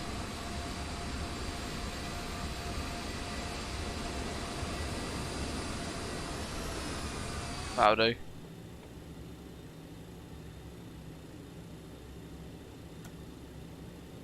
I'm not trusting her. My goodness. Right, where are we? We're gonna go 1, 2, 3, 4.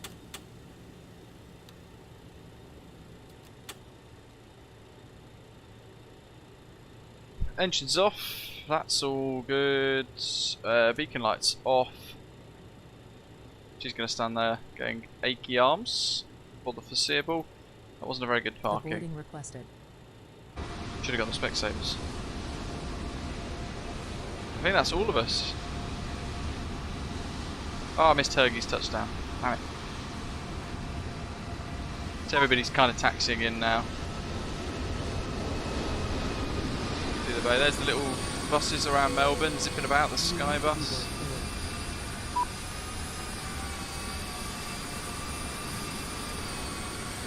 Here we are. Look at that for a backdrop. Ah yes, we should probably do these. Charts, aircraft, chocks. Crew to boarding starting. Nokia 113 taxi tickets. Nokia 113 taxi Tango Alpha Yankee to the bay. Tango Alpha Yankee to the bay, Nokia 113. There we go, we'll get all the cargo off. And that concludes today's flight. For some reason, ah yes, it would help if I deployed the stairs, wouldn't it? Yep, there we go, they are coming out now, good. Abby says thank you for flying the VA146, how did you get a black interior? Interior? Oh no, that's just the darkness because I've turned the floodlights off. Put the panel floods on, you can see it's more of a grey. Here come the other folks.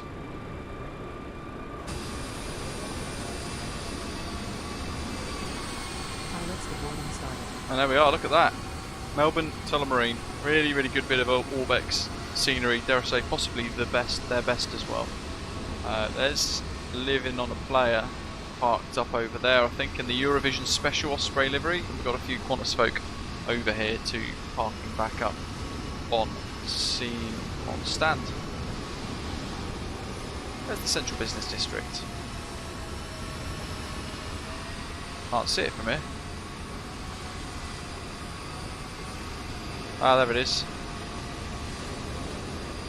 Just a bit dark, isn't it?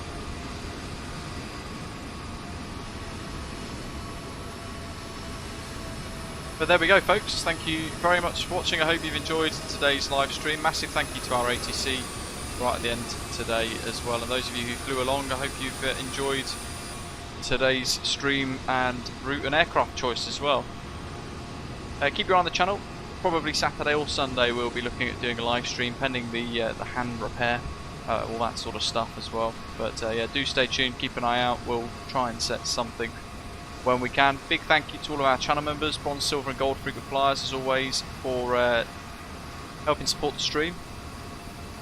Melvin for joining us as a new channel member, and Massive Simulations 32 as well as a new channel member. Those of you joining today, make sure you head to Discord, link your YouTube account into the Discord server, and it will get you access into the special club lounge there too. In the meantime, as always, hit like and subscribe, and enjoy the week ahead. We'll see you soon. Take care. Thanks for watching.